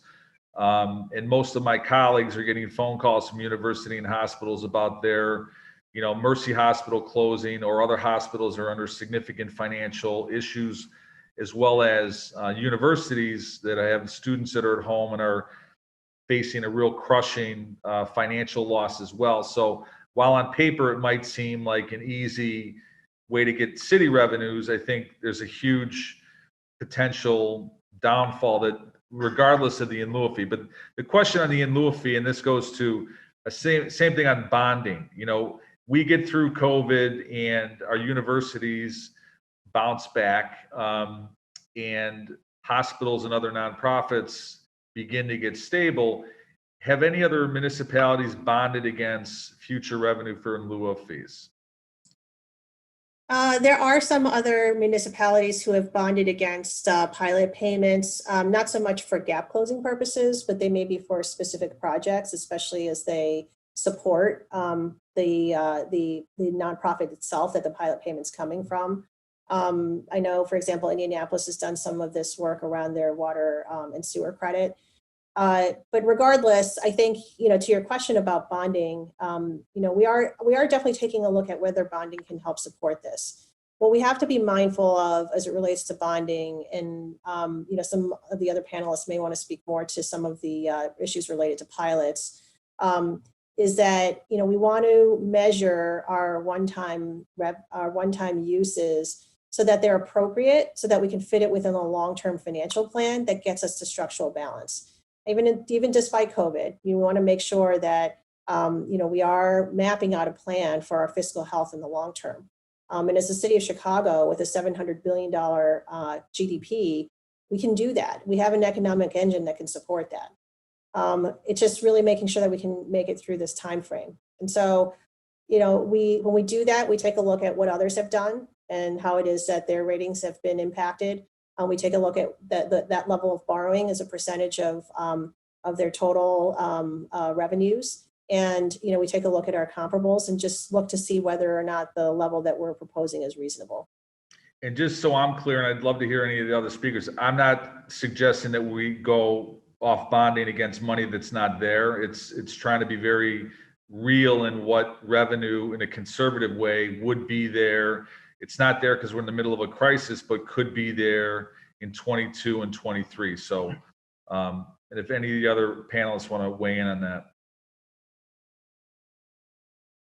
Can I just respond briefly? I think one of the issues in bonding is that, and one of the things that the rating agencies look at is the city's debt to local revenue ratio. And the more local revenue you commit to bonding, the less flexibility you have. And so that's where the income tax, and Ralph can talk to this as well, is that changing the income tax, making that more progressive to offset some of the property tax burden is really important. You have to have enough revenue to pay off the bond. If you don't have, and that's where, if you're going to bond, a one-time influx of money from ending TIFs, let's say, you're going to spend all that money. You have to save enough money to pay off those bonds. It may not actually be a reasonable, maybe a short-term issue. You're going to have to, the council is going to have to come back to how do you pay off the bonds over 20 years. That's where you need to have revenue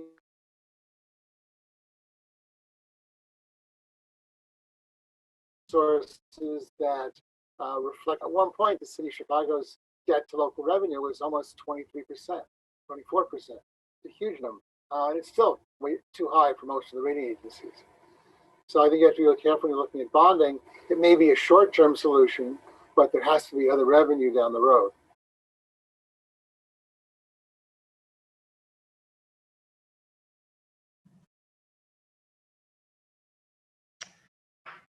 Nothing further, Chairman. Thank you. Thank you, Alderman Osterman. Alderman Beal. Thank you, Mr. Ready? Chairman. Go Yep. ahead. I just got a couple of questions. I just wanted some clarity on a statement that Ms. Bennett stated. You said that basically 300 million is about 20% of the household tax bill. Was that accurate? No, I said 300 million was about 20% of our overall property tax levy. Okay, so what would we need to get to for say 2 billion? 2 billion in property taxes. Mm-hmm. So I'm sorry, what would that increase look like percentage wise to get to the 2 billion? So 2 billion would be on our annual levy is 1.5 billion. So 2 billion would be more than double our current levy. Would be double the current levy. So More we would look at almost doubling. Yeah. I mean, you're saying an additional 2 billion, right? Yeah. Mm-hmm. Yeah. Yeah. Okay. All right. I just wanted to, put that in perspective for my colleagues. As well, is it accurate that you guys are looking at another line of credit as well? No. No? So you all have not contacted any outside entities to look at a potential line of credit? We have $100 million line of credit that's been outstanding with JP for years. We had instituted some, backup lines of credit for variable rate bonds that are outstanding. When you sell variable rate bonds, they all require lines of credit that renew every so often. Those are actually getting defeased fairly shortly. And those are the only line of credits that we have. That we have, but again. And are also seeking. We're not looking for additional lines of credit. Okay. All right. That's all I have, Mr. Chairman. Thank you. Thank you, Alderman Beal. Vice Chair Hairston. Thank you. I just want to follow up on a little bit on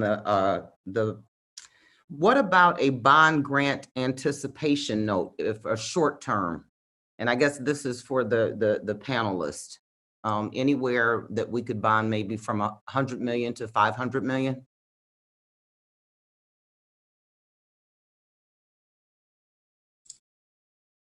If none of the panelists want to speak on it, Chairman, I'm happy to speak on it as well. If Vice Chairman Hairston would let me. Well, I mean, I know what your position is. I'd like to hear from some of the independent sources. I mean, I'd be happy just to say that generally speaking, when you're borrowing against a future revenue stream, which is what you're talking about, you're expecting to get a grant of some sort. So you borrow today and then you repay it. A short term, not a long term. Right. You're taking that money from the future. So in the future, you were going to spend that grant money on something. Yes. You're not going to have that. And so you're going to have to come up with an alternate revenue stream then to pay for those expenses. It's the, it's the scoop and toss, kick the can down the road kind of thing, which we are in a horrible situation. And so I'm not saying that it's completely inappropriate to think about, but you do just have to remember that's what we used to do all the time. And it caused a lot of pain and agony and difficulties to get out of it. But that's why I am suggesting that we do a conservative number of something that we can actually, deal with. You just have to be mindful. Are you sure done in the past with, billions? I mean, something that's manageable, something that we know that we're going to get in 3 to 5 years, say.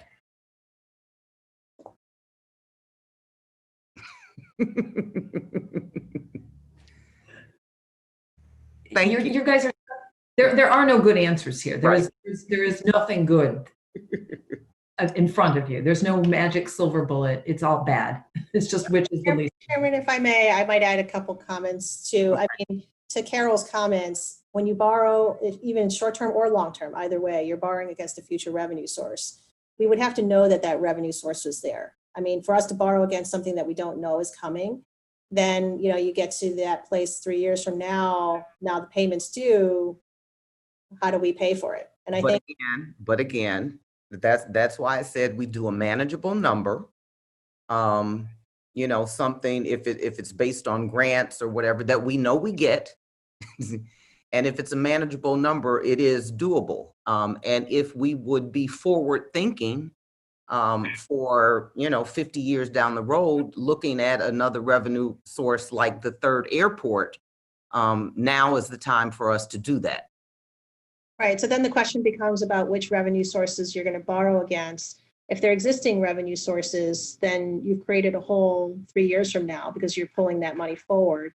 If it's a new revenue source, we would have to know that that new revenue source was available to us. So yeah, so there's definitely a lot of thinking around that. I mean, is there a revenue source that we don't need 3 years from now? Now, we do have budget challenges in year 2 and 3. So we're working on figuring out how we can bridge those. But there is, a lot of thought around how it is that we're managing ultimately what is a really difficult one-time issue today and what may be theoretical growth. Maybe the other thing that's also relevant in this discussion too is what's the recovery timeframe for our revenues? At this point, most economists are saying, somewhere between 2022 and 2023, and that's assuming we have a vaccine mid-year next year, which we don't know yet. So there's a lot of uncertainty.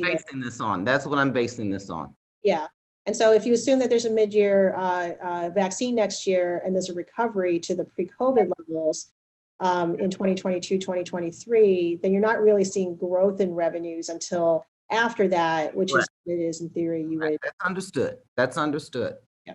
So, You know, I've just given you a revenue source, and then a way to deal with it in the short term. I hope that you all, and Mr. Chair, I hope that we can arrange to have a hearing on the possibility of a third airport as a potential revenue generating source. You and I can work on that. Okay, thank you. Okay. Alderman Martin, are you there? Yes, I am. Thanks very much, Chair. Then after Alderman Martin, if anybody had a round two or questions, I didn't have any other hands up, so feel free to jump in with the panelists here. My first question, I think a number of folks could answer it, but maybe I'll direct it to CFO Bennett. Can you speak a little bit to the overall trajectory, say over the last 10 to 20 years of the LGDF percentage that the city receives, including the last time the state raised that percentage? Because it seems like it's gone down, if anything, over the last several years. So it hasn't gone up. It was 10% through about 1989 to 2010. Or excuse me, it's been even before 1989, but basically 10% through December 31st of 2010. Then it went to 6% for the individual tax and a 6.86% for the corporate tax in 2011, and that persisted through 2014. Then 8% and 9.14% from 15 through 17. And then back down to 6.06% and 6.85% in 2017 to the present. So it did go up for both individuals and corporations around 2014? 15 through 17. Got it. So there's precedent of us getting an increased percentage. Yes. Do you happen to Point know? of information. Oh, go ahead. Go ahead, David. Yes, Alderman. And I know he's saying going up, but we never got back up to 10%. We never got back up to 10. And when it did go up temporarily around 2014, did that coincide with another significant event? I'm not sure. I have to check into that. Yes, it did. This is Carol Portman. It was when the individual income tax rates went up. The increase that kicked in 2011 was temporary. We used to put air quotes around it because we didn't think it would ever go away, but it did beginning in 2015. And so the LGDF percentage, when the overall rate went down, the LGDF percentage went up, designed to try to keep you harmless in total dollar amounts because you're getting a bigger piece of a smaller pie, if that makes sense. That does. Thank you. Second question, perhaps I'll direct to Mr. Ginsberg. With regard to a potential expansion of the sales tax space, in terms of the enabling legislation that would happen in Springfield, because I haven't seen the existing law, would it be as simple as granting the city home rule authority to set whatever, or to expand in whatever way they saw fit? Or would it be likelier the case that the specific, say, services that have been discussed today individually would be included in a state piece of legislation? Well, let me start, then I think I'll defer to Ralph or Randy. But I believe the legislature would have to specify which taxes that I don't believe they would give a blanket authority for the city or the county to tax whatever they feel like. It would certainly be an interesting discussion in the legislature, but I doubt that would happen. So the question is, they would have to specify what it is and which of the pieces of the sales tax get included and how they do it. But that's how it would have to happen. Yeah, I'd be that's happy to add a little bit of comment to that. So, Go ahead, Mr. Bauer. as it relates to states that have broadened their sales taxes, there is one state, Colorado, which gives home rule cities the ability to set their tax base. And, to me, that's really problematic because you're getting a lot of pushback then from the vendor community because it's really hard for them to figure that out. So it would have to be set at the state level. No state has defined the tax base as it relates to services really as any service that's not otherwise excluded. And that is often the tax base as relates to goods, that it is all goods unless it is excluded. Eventually, I think the world's going to go there, but there's a lot of room in between. So the kind of defining services is still the way that is the general method for states to tax services. Yeah, and I'll just pile on there. Bob and Randy are exactly right, and the Illinois Constitution has a uniformity clause. So an expansion of the sales tax base, you have to make sure does not unfairly pick specific industries out that are competitive with others and tax them when they should be taxing more. So with that added complication, you'd really need, what would happen is the state would decide what the base of expansion would be, and then it would broadly apply statewide. But as all of us would tell you, so Bob, Randy, and Carol, it'd be a good idea if they did expand the base to include services. That's just right now in the modern economy, only 17% of the sales or transactions, value of the transactions in Illinois are the sale of products, what we do tax. Then well over 70% is the sale of services. That's just not sustainable. Thanks. My last question, I think I'll direct to you, Mr. Martiri, which is we've had some discussions today and of course previously around pensions and the role that they play in our structural deficit and including the projected deficit for 2021. I know that you and your colleagues at CBTF have been proponents of pension obligation bonds. Was wondering if you could speak at a high level in terms of the benefits and disadvantages of issuing, say, a series of shorter bonds, not too dissimilar to what Mayor Emanuel had proposed. Of course, not a single $10 billion POB, but a series of smaller ones. Yeah, well, thank you for the question. So yeah, it would make a lot of sense to re-amortize the debt. If you look at the curve of the current repayment plan that runs out to 2058, the employer, the contributions you're going to have to make to the plans under all four of your pension systems are going to jump from where they are today, which is just over $2 billion, to $4 billion. And that rate of growth is going to exceed the rate of growth in any revenue you could have.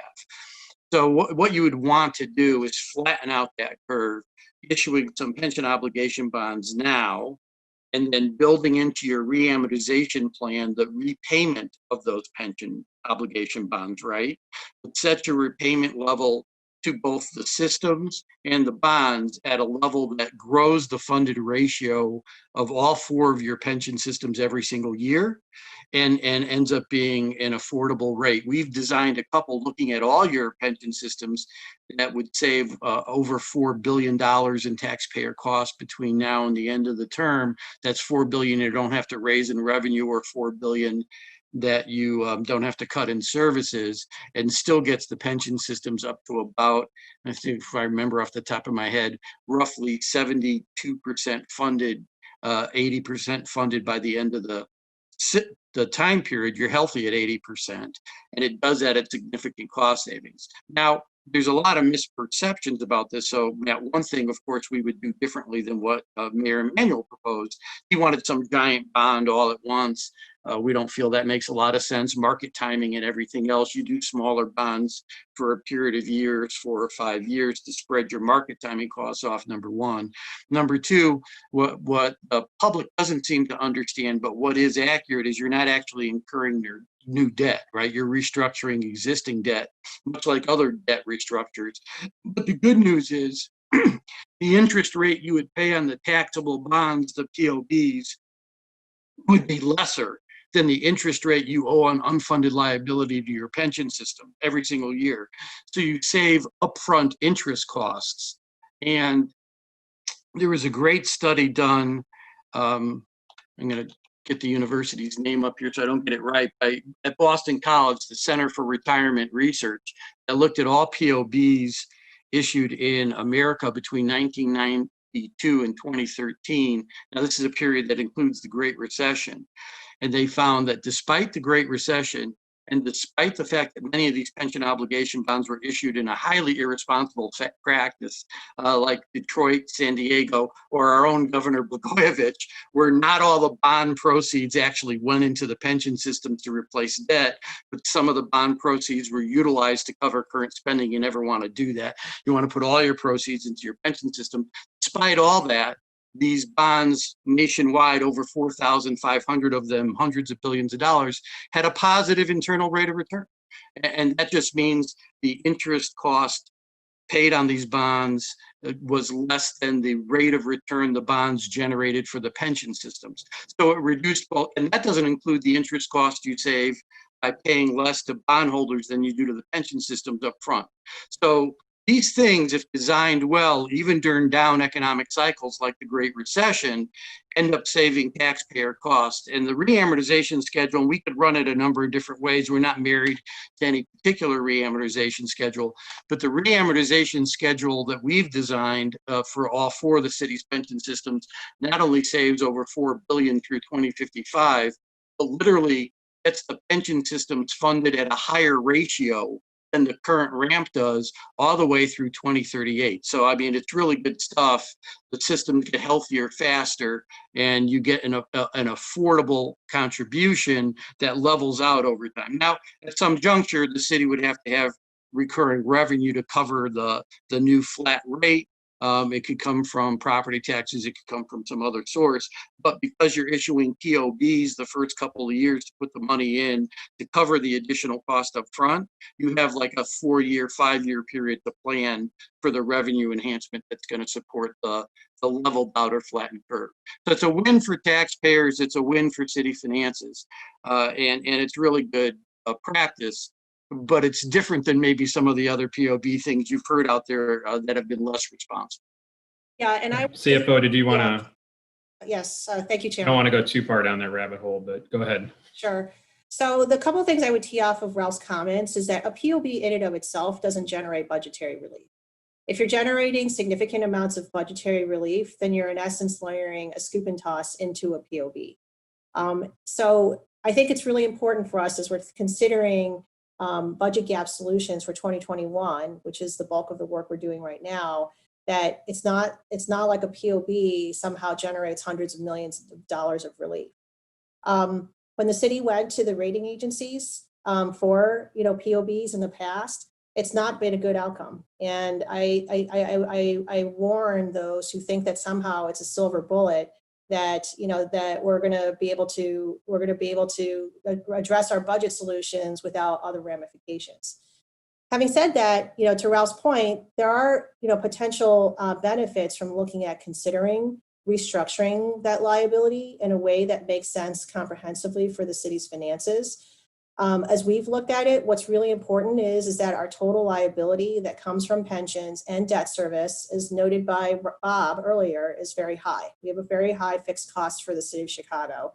And as we're looking at that fixed cost, what are ways that we can reform that, in particular, the curve of pension liabilities, in a way that starts to be in line more so with how it is that other entities have addressed their liabilities. And in particular, as we look at POBs, we want to see ways that we can, in particular, convince the rating agencies that it's not just about borrowing, it's not just about moving off debt, which often that's what POBs look like to them, but it's a lot about how it is that you've reformed and restructured your liabilities and changed it in a way that's more efficient overall for city government and is affordable. The last thing I'd point out here, and to the chairman's point, I'll try to keep it brief, but the taxable rate for the city of Chicago at this point is roundly about a 6%, a little higher actually on a geo credit. So when you're talking about, quote unquote savings, there really aren't a lot of them, with the actuarial rate at the funds being somewhere between 6.75% to 7.25%. And as evidenced by the performance of the funds this year, which not only didn't meet that 6% or 6.75 to 7.25, but is actually negative. If you lose in this year, you not only have to make that 7% up, but then you have to go and make that 7% again next year. So it's not without its risks. It's not necessary. It is a tool that has its benefits. One of the key benefits I would note is the fact that the deposit of bond proceeds into the funds allows for them to be able to extend the duration of their investments, potentially increase their ability to earn more by way of investment earnings. But it's, most importantly, I just want to caution, not a budget gap closing tool unless it is that you can demonstrate that you're generating real savings in the long term for the city of Chicago, and not just borrow your way out of it. Yeah, and so if I could like to just supplement that with a couple of things. I agree with 99% of what you said, Jenny, but really it is a current interest savings, because even at 6 points is less than any interest rate that you have to pay to your pension systems. And so any upfront savings is valuable, number one. Number two, in this market, I can't imagine that your rate of return is going to be just swimmingly great the next couple of years. But remember, the analysis done at Boston College included the entire Great Recession and included pension obligation bonds where a portion of the proceeds were diverted from the pension systems irresponsibly and used to cover current expenditures. Of course, nothing that we would support. Third, the rating agencies generally are cautious to negative about pension obligation bonds. However, Moody's did, and we have a copy of the report, issue a report on what they would consider to be a sound pension obligation bond. And everything that we would suggest goes into a reamortization of the debt of the city of Chicago's pension system is specifically in the Moody's memo. So in other words, what we're not doing is deferring costs down the road and backloading. We're front loading costs and getting the pension systems funded at a higher rate early up, and then growing that funded ratio every year thereafter. We're just leveling out the payments, taking the fiscal pressure off of the city, which does result in real long-term savings. So there are ways to design this to be a useful tool to help the city out of its problems, especially a city like Chicago, which is facing a ramp that frankly it cannot be, especially if you look at how the ramp grows in the 30s, so 2033 and beyond. There's just no way the city's going to have a revenue system that can meet that growth. So a reamortization makes a lot of sense. But I completely agree with Jenny that it has to be done in context of other structural reforms. It has to be shown that you're doing it for all the right reasons. At this point, the city's fiscal problems and the additional problems created by the pandemic mean you have no silver bullets. There's really no one thing that solves all problems. There just aren't. So you're going to have to look at some short-term, one-time revenue fills because of the pandemic, while at the same time continuing to pursue the structural reforms to get your fiscal house in order long-term. And this is one of the long-term structural pieces that helps, but it only helps, and it has to be part of a comprehensive. Okay. Let me circle back because I've got a few. We're running out of time, and I've got a few other aldermen. Alderman Martin, did you have? No, that was my last question. Thank you, Chairman, and I'd appreciate the opportunity to talk with you in terms of a way to have a longer public conversation around this important issue. Thank you. Okay.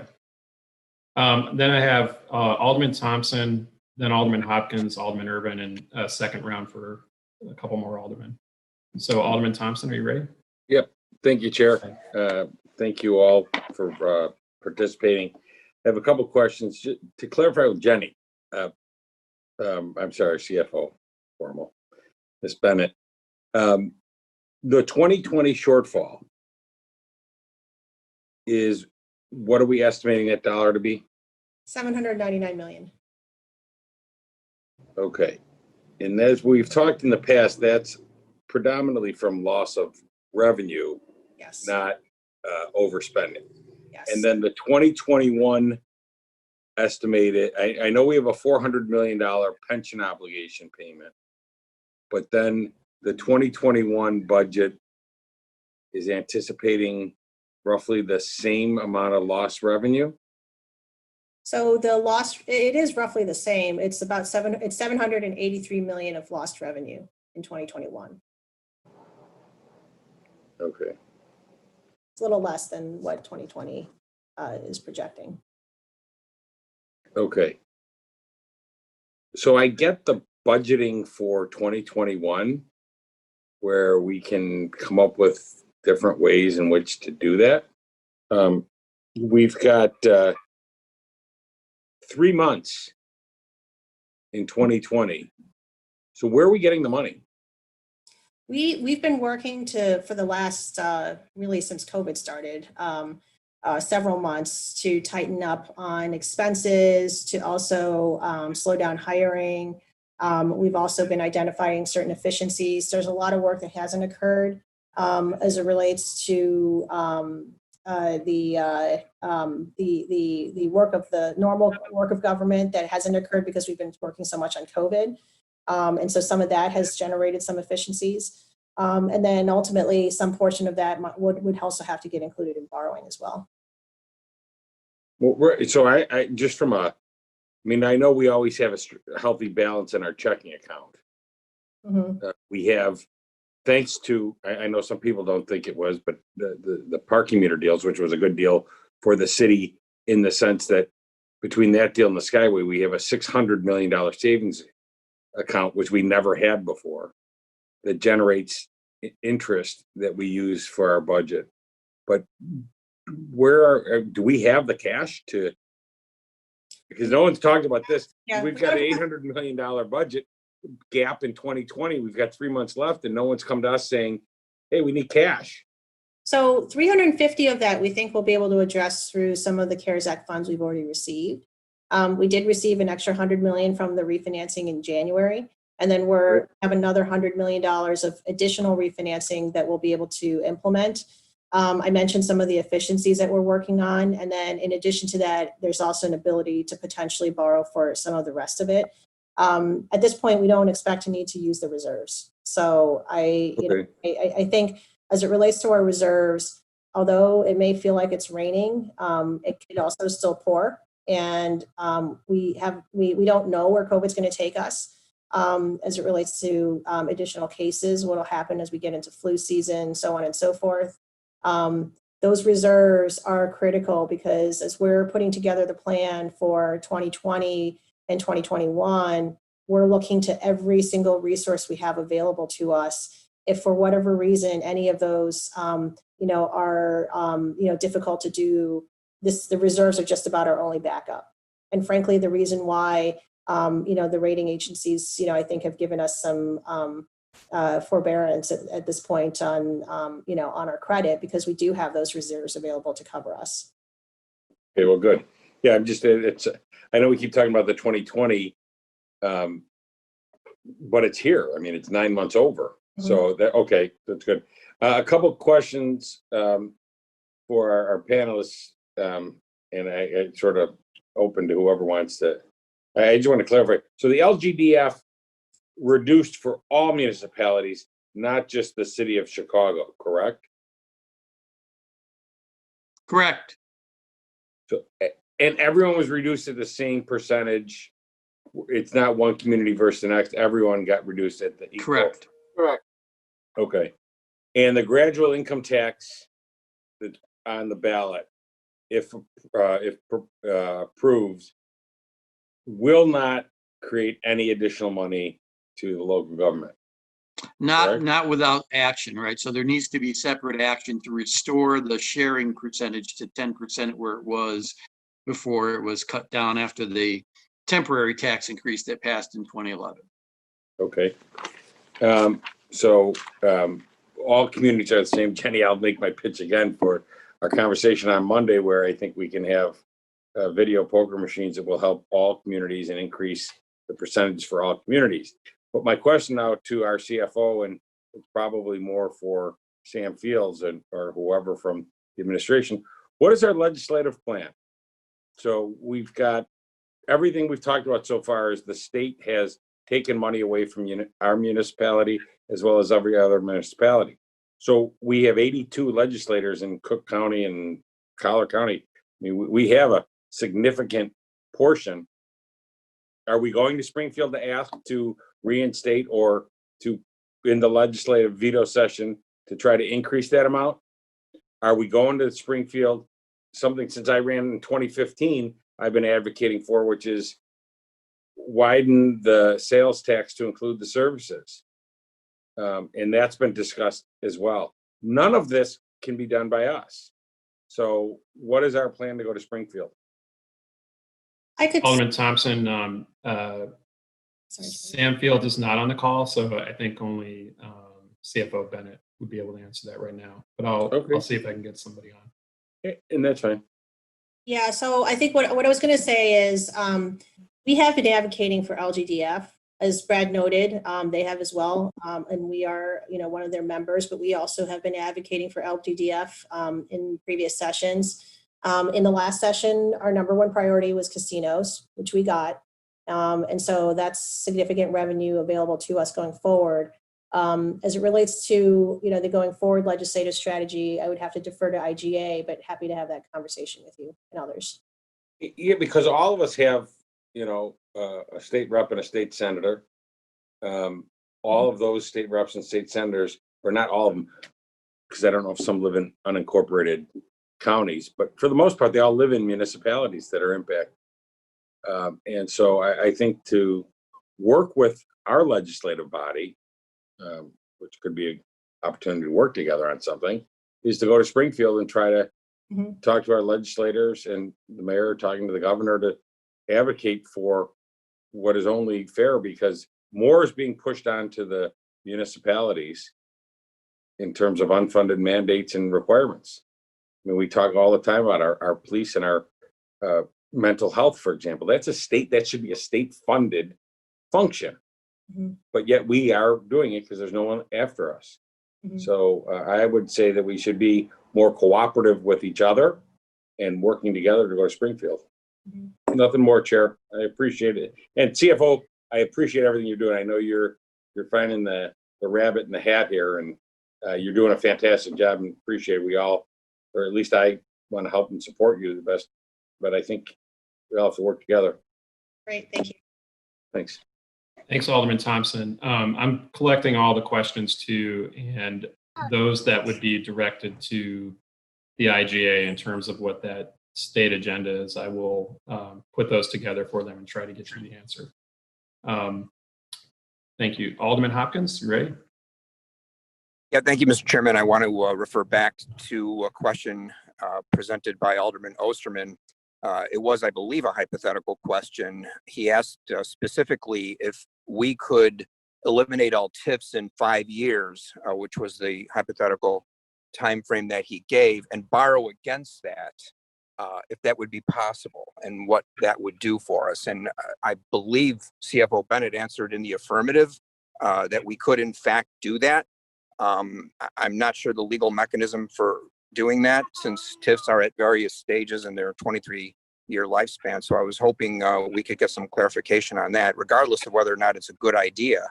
I'm not sure we could legally affect some type of legislation that would eliminate all TIFs in 5 years and then borrow against that potential revenue. And then the second part of my question for Mr. Ginsberg, who also responded to it by making some reference to the potential revenue that would be foregone in the event that we eliminated what the TIFs were intended to accomplish. I was wondering if Mr. Ginsberg was aware of any comprehensive report that looked at projections, assuming, the best case scenario in the but for that it comes to fruition and all that economic growth and future development gets added to the tax base over the course of decades. If he's aware of any sort of one-stop shop where we could look at what type of projected revenue we would be sacrificing in the event that we eliminate all TIFs. Thank you.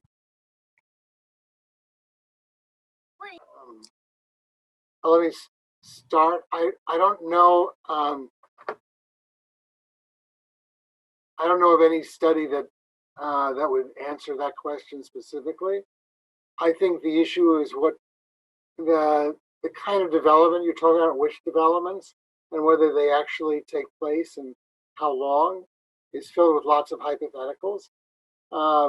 But property tax revenue is based on how much you ask for and limits of PTEL. The issue is not the rate, It's how much money you request and how much you're going to raise that. The broader the base, the more property you have, the lower everybody's taxes, the more tax exemptions you give. I believe the current assessor estimated that if there's 1.4 million properties in the county,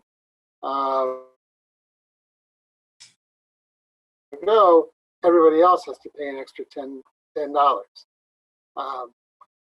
So there's lots of pluses and minuses in that.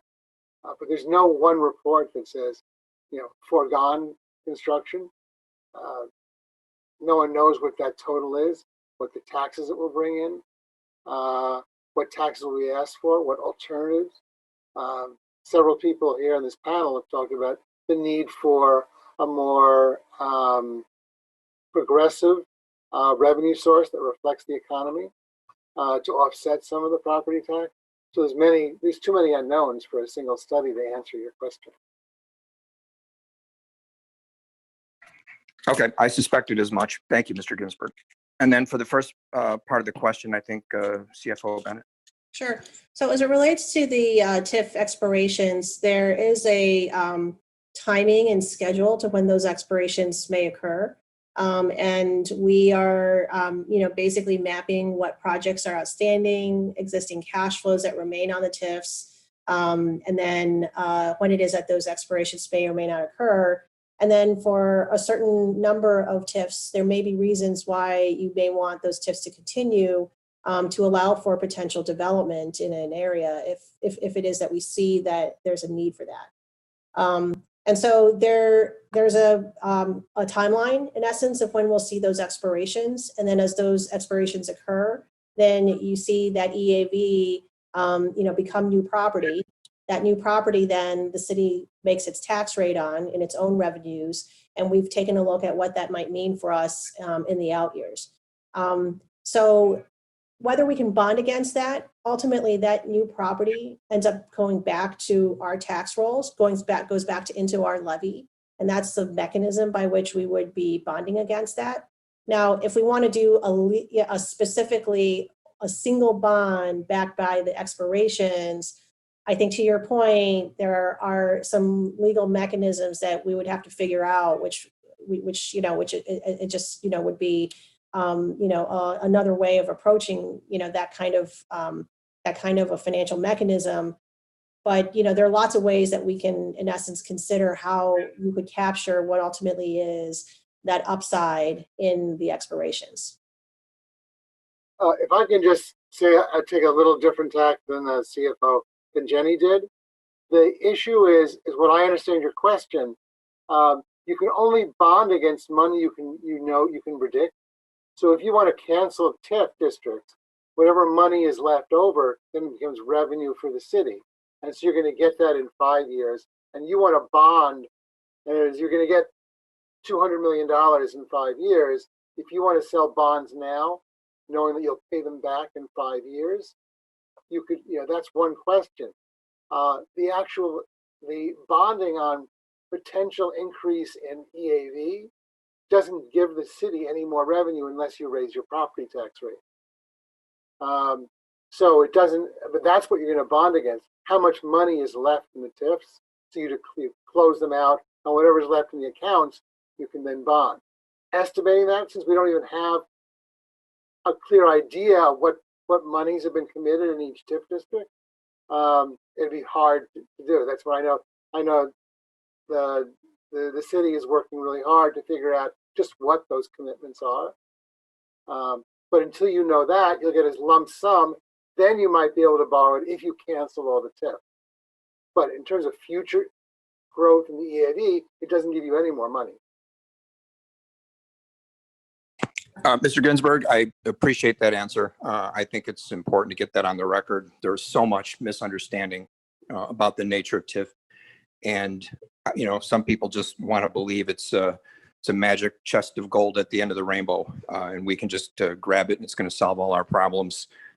That is not the case. And I think it's important that we be clear about what it does and does not do. So thank you for that clarification, sir.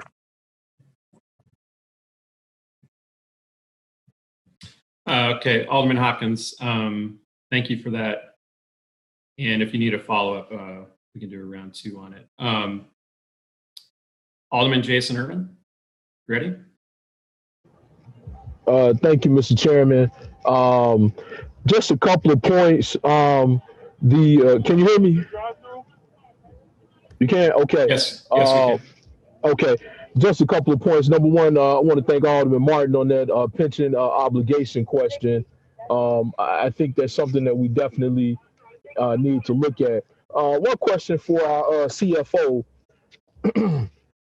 If we're predicting a temporary change in revenue for the next 24 or 36 months, is there a way, in you all's opinion, to kind of quantify that and somewhat set that to the side and let us figure that portion out?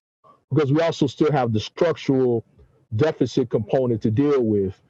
Have you all looked at it from a perspective of saying maybe we need to borrow and smooth that out to, deal with the effects that it will have on our taxpayers in the interim? Yes, we have. So sure, the number is 783 million in 2021. That's revenue loss.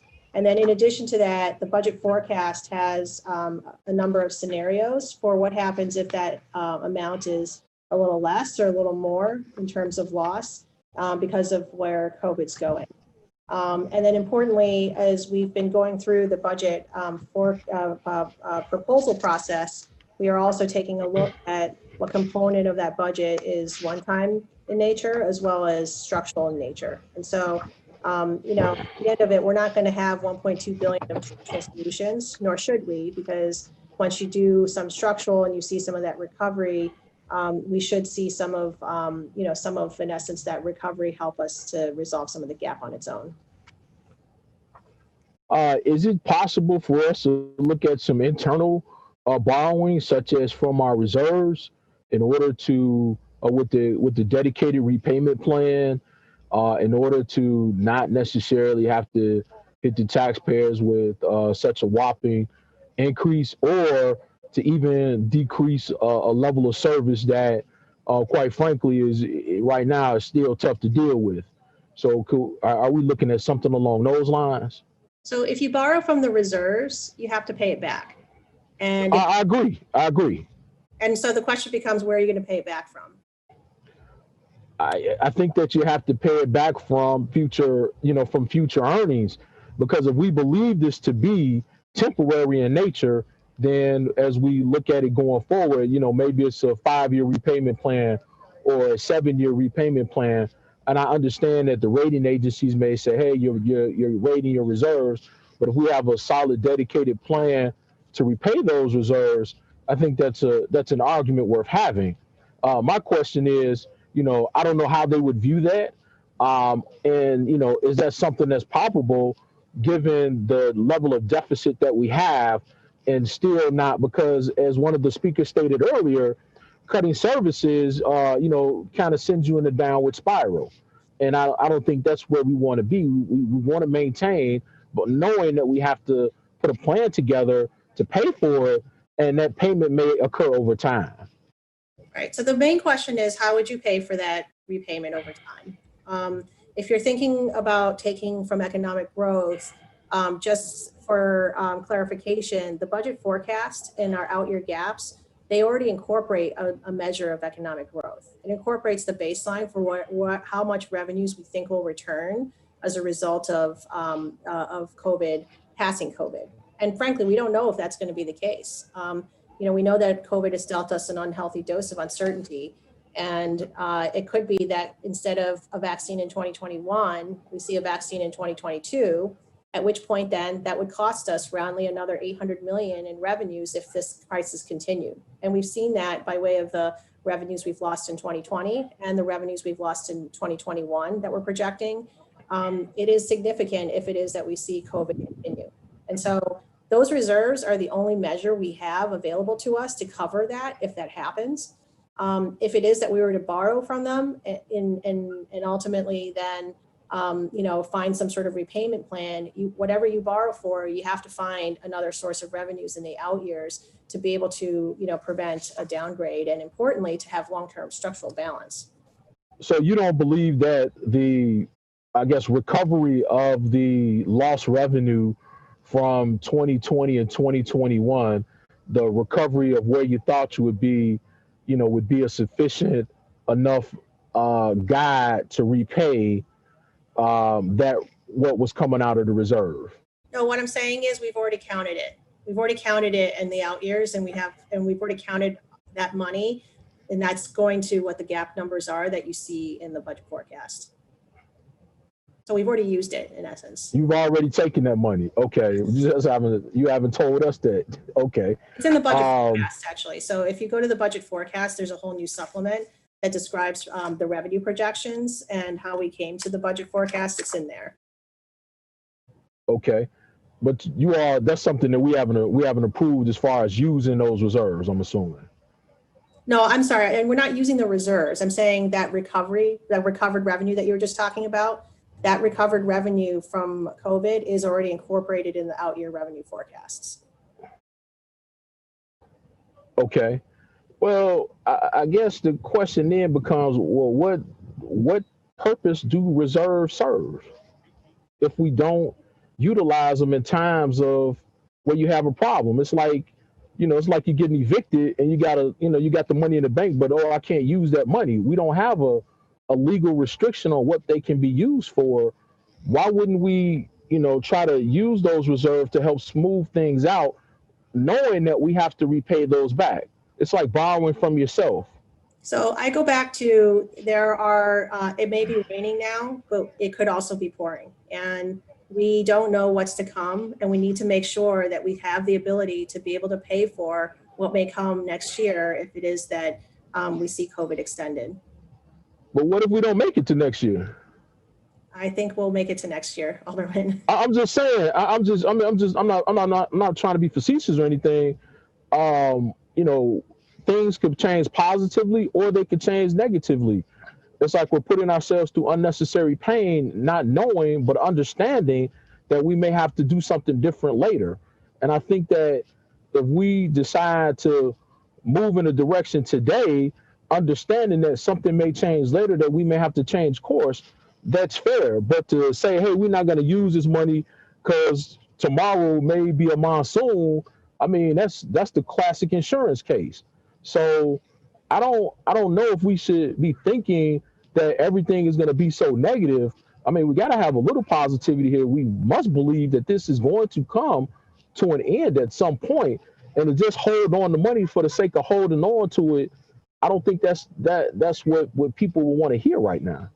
I wouldn't characterize it as holding on to the money for the sake of holding on to it. I mean, if it is that we are able, the reason why reserves are a last resort is because there's no fixed repayment mechanism. And if there's not a fixed repayment mechanism and an alternative source that's been identified, it makes it very difficult for us to be able to then convince others that we have a financially responsible plan going forward. It has to be balanced, and it's not like we're going to take all from one source or another. But the reserves are really important in our ability to be able to weather what might come in the future. It's the most liquid of all of our various assets, and it's basically the one thing we have to prevent against what happens if COVID lasts for an additional year. So in essence, you saying that we may end up starving ourselves even though we got food in the refrigerator because we don't know what tomorrow's going to bring? No, I don't know that that's what I would be saying. No. I mean, okay, let me come off of that. We have, how much do we actually have in reserves outside of our unpledged fund balance? So we have roundly about $900 million in reserves. We have $900 million in reserves, and then we have, what is our unpledged fund balance? That's including the unassigned fund balance.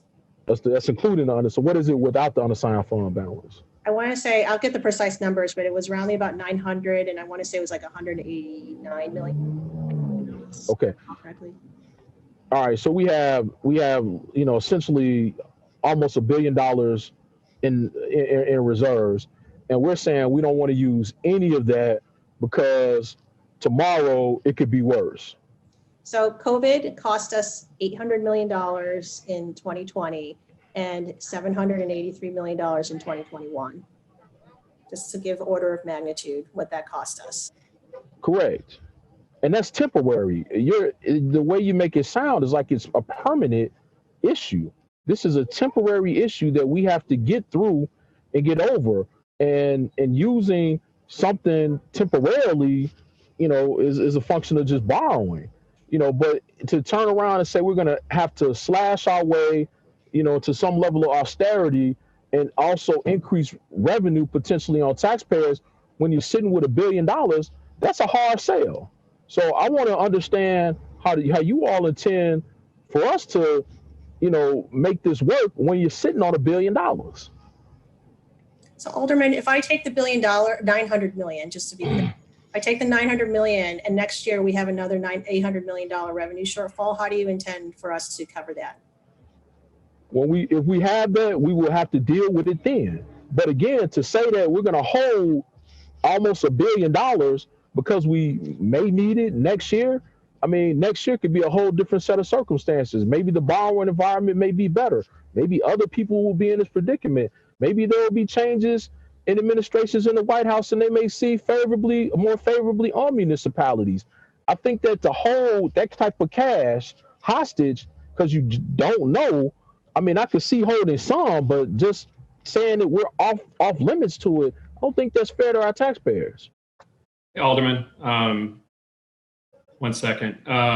That's a good point. I just want to make sure, did you have any questions for Mr. Bauer? Because he's actually got to roll out here in a minute. Matt asked all the questions on the pension stuff. I appreciate that. I'm more trying to figure out, how we're going to, weather through this. And that's it, Mr. Chairman. If we need to move on, I respect that. No, just in terms of Mr. Bauer, because he has to leave. And maybe someone else has a question. If I need to come back, I'm fine with that. If somebody else needs to get to him, that's fine. Yeah, let me just check because I have Alderman Beal and Alderman Smith. Do either of you have a question directly for Mr. Bauer? I do not. Okay. Alderman Smith? I do not, Mr. Chairman. Okay.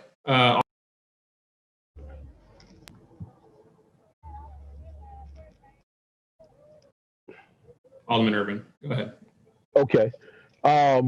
Again, so that's the point that I want to make, that we're talking about potential cuts. We haven't got to the expenditure side, but on our revenue side, we have to look at some things. But we're still holding almost $1 billion.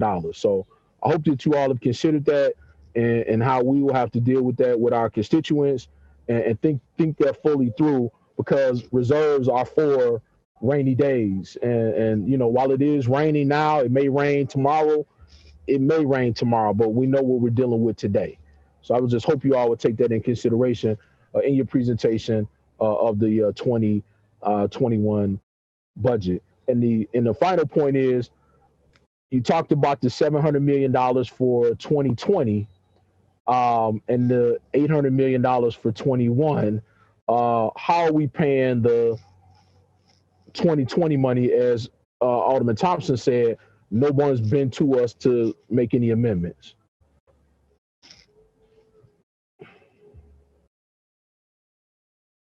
Is that a question, Alderman? Do I need to rephrase it? Do I need to do an Alex Trebek? Are you asking me, should we? Only if there's money on the end of it. I hope there's some money in this conversation somewhere other than coming out of poor folks' pockets on the west side. We are not coming back to you with an amendment on 2020, if that's your question. How could you not? Because ultimately we're looking at other ways to be able to address the 2020 gap. I know I mentioned there's $350 million of CARES Act funds. There's $200 million of refinancing savings. We will have to come to you for the authority to do the additional refinancing. So that is coming as a part of the 2021 budget proposal. And then importantly, that there have been efficiencies that have been identified through the course of this year. So I just have this has bothered me since day one. Every year, and I'm not picking on any one department. Every year we blow through the police overtime budget, but no one comes back to the council for authority to blow through that number. Why is that? So I would say, I guess at a very high level, that there's a broader budget line that covers the overall personnel at the police department, as well as across the city, and that's the large reason why. So. Okay, we'll deal with that in budget hearings, but that's a general question. Thank you, Mr. Chairman. Thank you, Alderman. Alderman Beal, before we start with you, I just want to say thank you to Mr. Bauer. I think he needs to head out right now. But Randy, we really appreciate you coming in over the last couple days. And if there's any questions for him, we will provide, I think we have provided a statement from him, but if not, I will get that to all of you with contact information if you have any additional questions. So thank you, Mr. Bauer.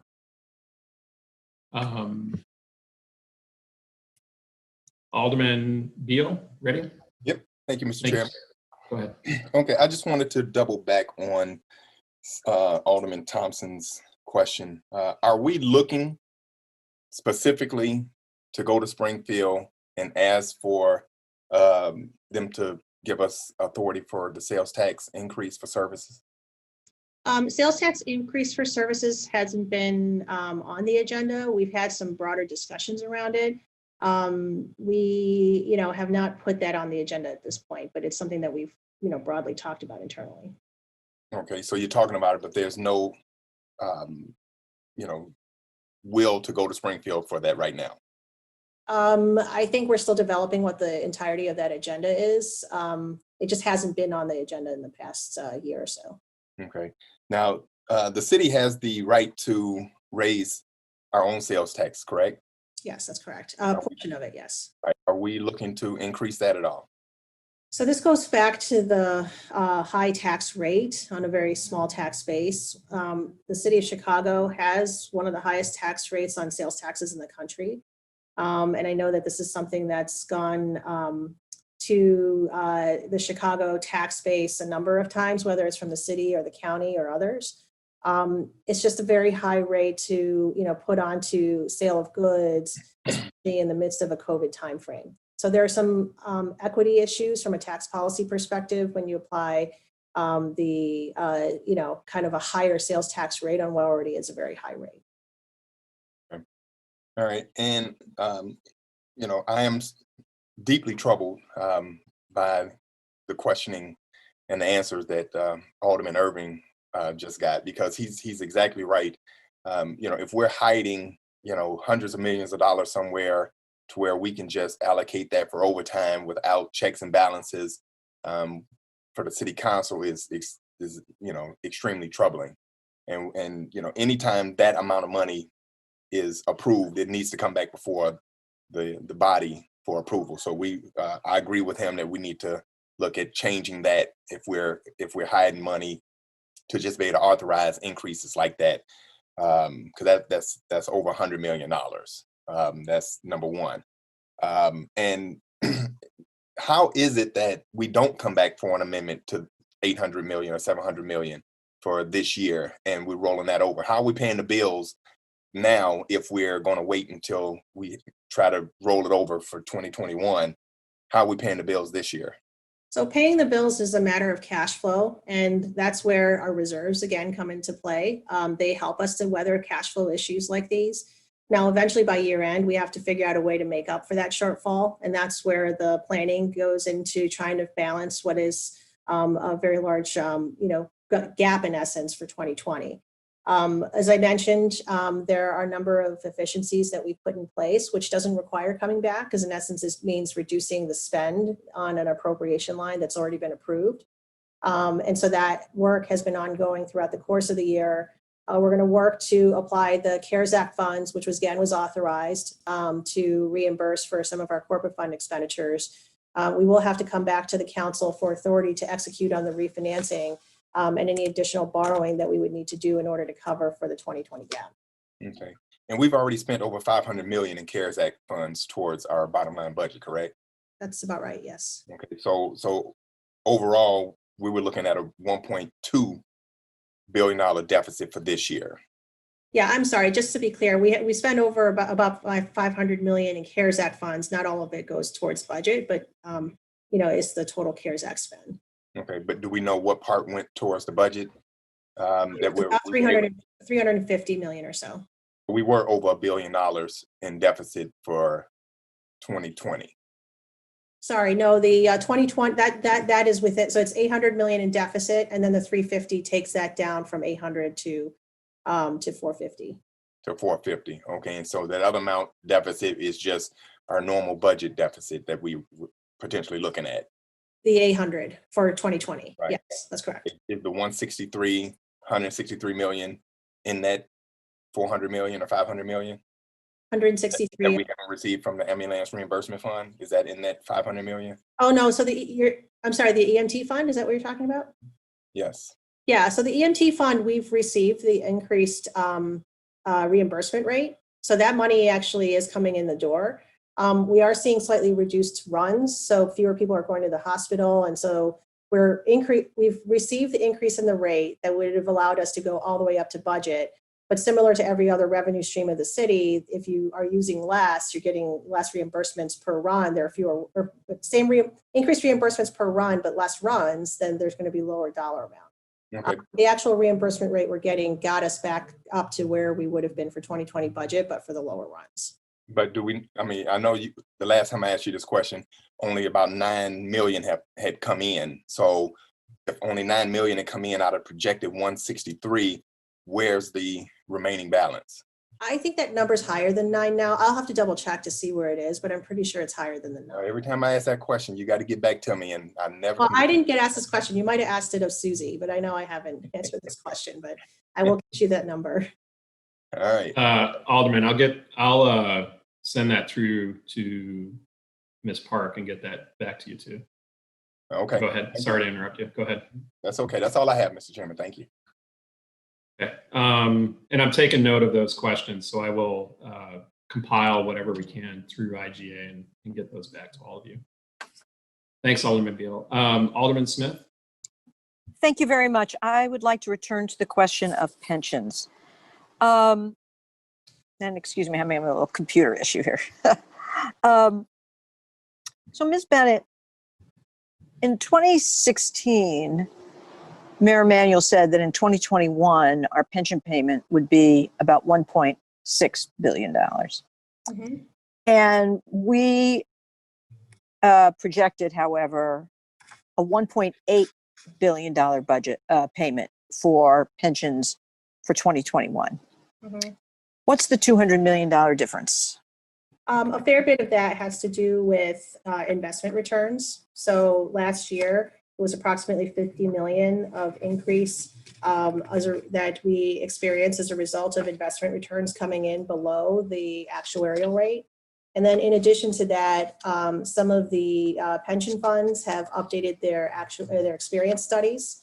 And those experience studies are in essence change in mortality, changes in actual retirement ages of certain employees, so forth. And all of that increases the contribution requirement. How much of that is investment returns, would you say? For this upcoming fiscal year, it's about half. That's investment return. Yeah. Experience study. So here we have been at a market that is touted to us at being historic highs. And I know we've had setbacks because of COVID. But this is a comment I'd like to make to my colleagues who like this pension obligation bond thing. I really think that City Council is entitled to understand the investment returns of our pension plans. Because if you're going to talk about borrowing against them, which really I have severe recommendations about, I sure wouldn't want to borrow against pension plans that don't have a record of returning even market rate returns. Is that a fair comment to make, that it's a concern that we have? Yeah, so I would agree with that. I think that one of the considerations is that that banking on investment returns is very tricky. The historical investment returns for the city pension funds has not met the actuarial rate. And regardless of where you think the historical rate is versus the, and just so I'm clear, that varies depending on the market, because some years they're well in excess of the market rate, some years they're under. But if you're, and especially given the fact that our borrowing rate is right now around 6%, the savings and benefits from a pension obligation bond, as I know is different from what may have been described in the past, really shouldn't be about the differential between the actuarial rate, which is an assumed rate anyway, and your borrowing rate. It's speculative, and we don't know exactly where the market's going to go. Now, we've run a number of sensitivities on those investment returns, whether you have when you have losses and how those losses impact whether the pension obligation bond is right side up or upside down. It just so happens that the largest downside of an investment return is if you see a pension obligation bond issued just before a great recession. So had the council approved the $10 billion, that's what we would be experiencing now, because we've seen this great recession. So there's risk there. And so it's not a silver bullet. I will say, there are benefits to pension obligation bonds. And one of the ones that I mentioned earlier is more proceeds up front to allow the pension fund to do longer term investments. And also importantly, recapitalizing the debt structure. But to your point, Alderman, it's not a silver bullet. And, in essence, counting on savings as a result of the investment return is very difficult. Well, I'm particularly concerned that, and I'll say it again for my colleagues, that I would very much like to hear from our pension boards, because, there have been scandals in terms of investments, in terms of insider deals and real estate deals that have gone bad inside our pension plans. I've never understood why our unions haven't sued their trustees for breach of fiduciary duty. And I think it is pretty outrageous that compared to pension plan performance in other states, that we do not compare favorably. And I think that's a real knock on our city. It's not something that's directly within our oversight approval. But it is something that's really important before we decide to borrow money to invest with plans that have not had a good history. And I really defy them to come forward and talk about how responsible their investing has been. So I'm also very concerned about using our reserves. It is true that we did set up a reserve as a result of particularly the sale of the Skyway, as I recall, really set up a big reserve, right? Obviously a deal that only happened once in a lifetime, and there's no more of those kind of things. But I share your hesitancy in ever spending that reserve. That reserve is a key part of our financial analysis, I'm sure, of any borrowing that we do. So I think in other times we might have said, let's spend the reserve, and it could always get worse. Who the heck would have thought of COVID? Who knows what the heck is going on? We don't know what's going to our government next year. So certainly there may be a time, something that we can't predict, even in a science fiction world, maybe at this point. But I would be very hesitant to spend that reserve. And on that, I don't have any further questions. Thank you, Mr. Chairman. Thank you, Alderman Smith. We were going to wrap up in a few minutes, but did any of the panelists have any last comments?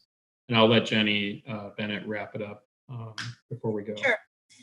So I think the thing I would wrap up with is, I think this has been a very instructional, as well as hopefully a lively discussion around our finances.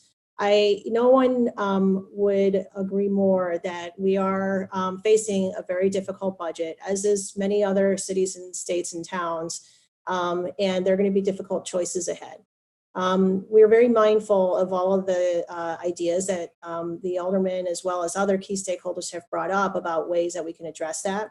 And the reality is that we're going to have to look to all of them, just given the magnitude of what $1.2 billion on a $4.5 billion corporate fund means. And so really, ultimately, this discussion ends up being about balance and how do we strike the right balance given a very difficult circumstance going forward. And we're putting together a plan in order to address that, and look forward to having that conversation with you over the next couple months. Thank you. Let's see here.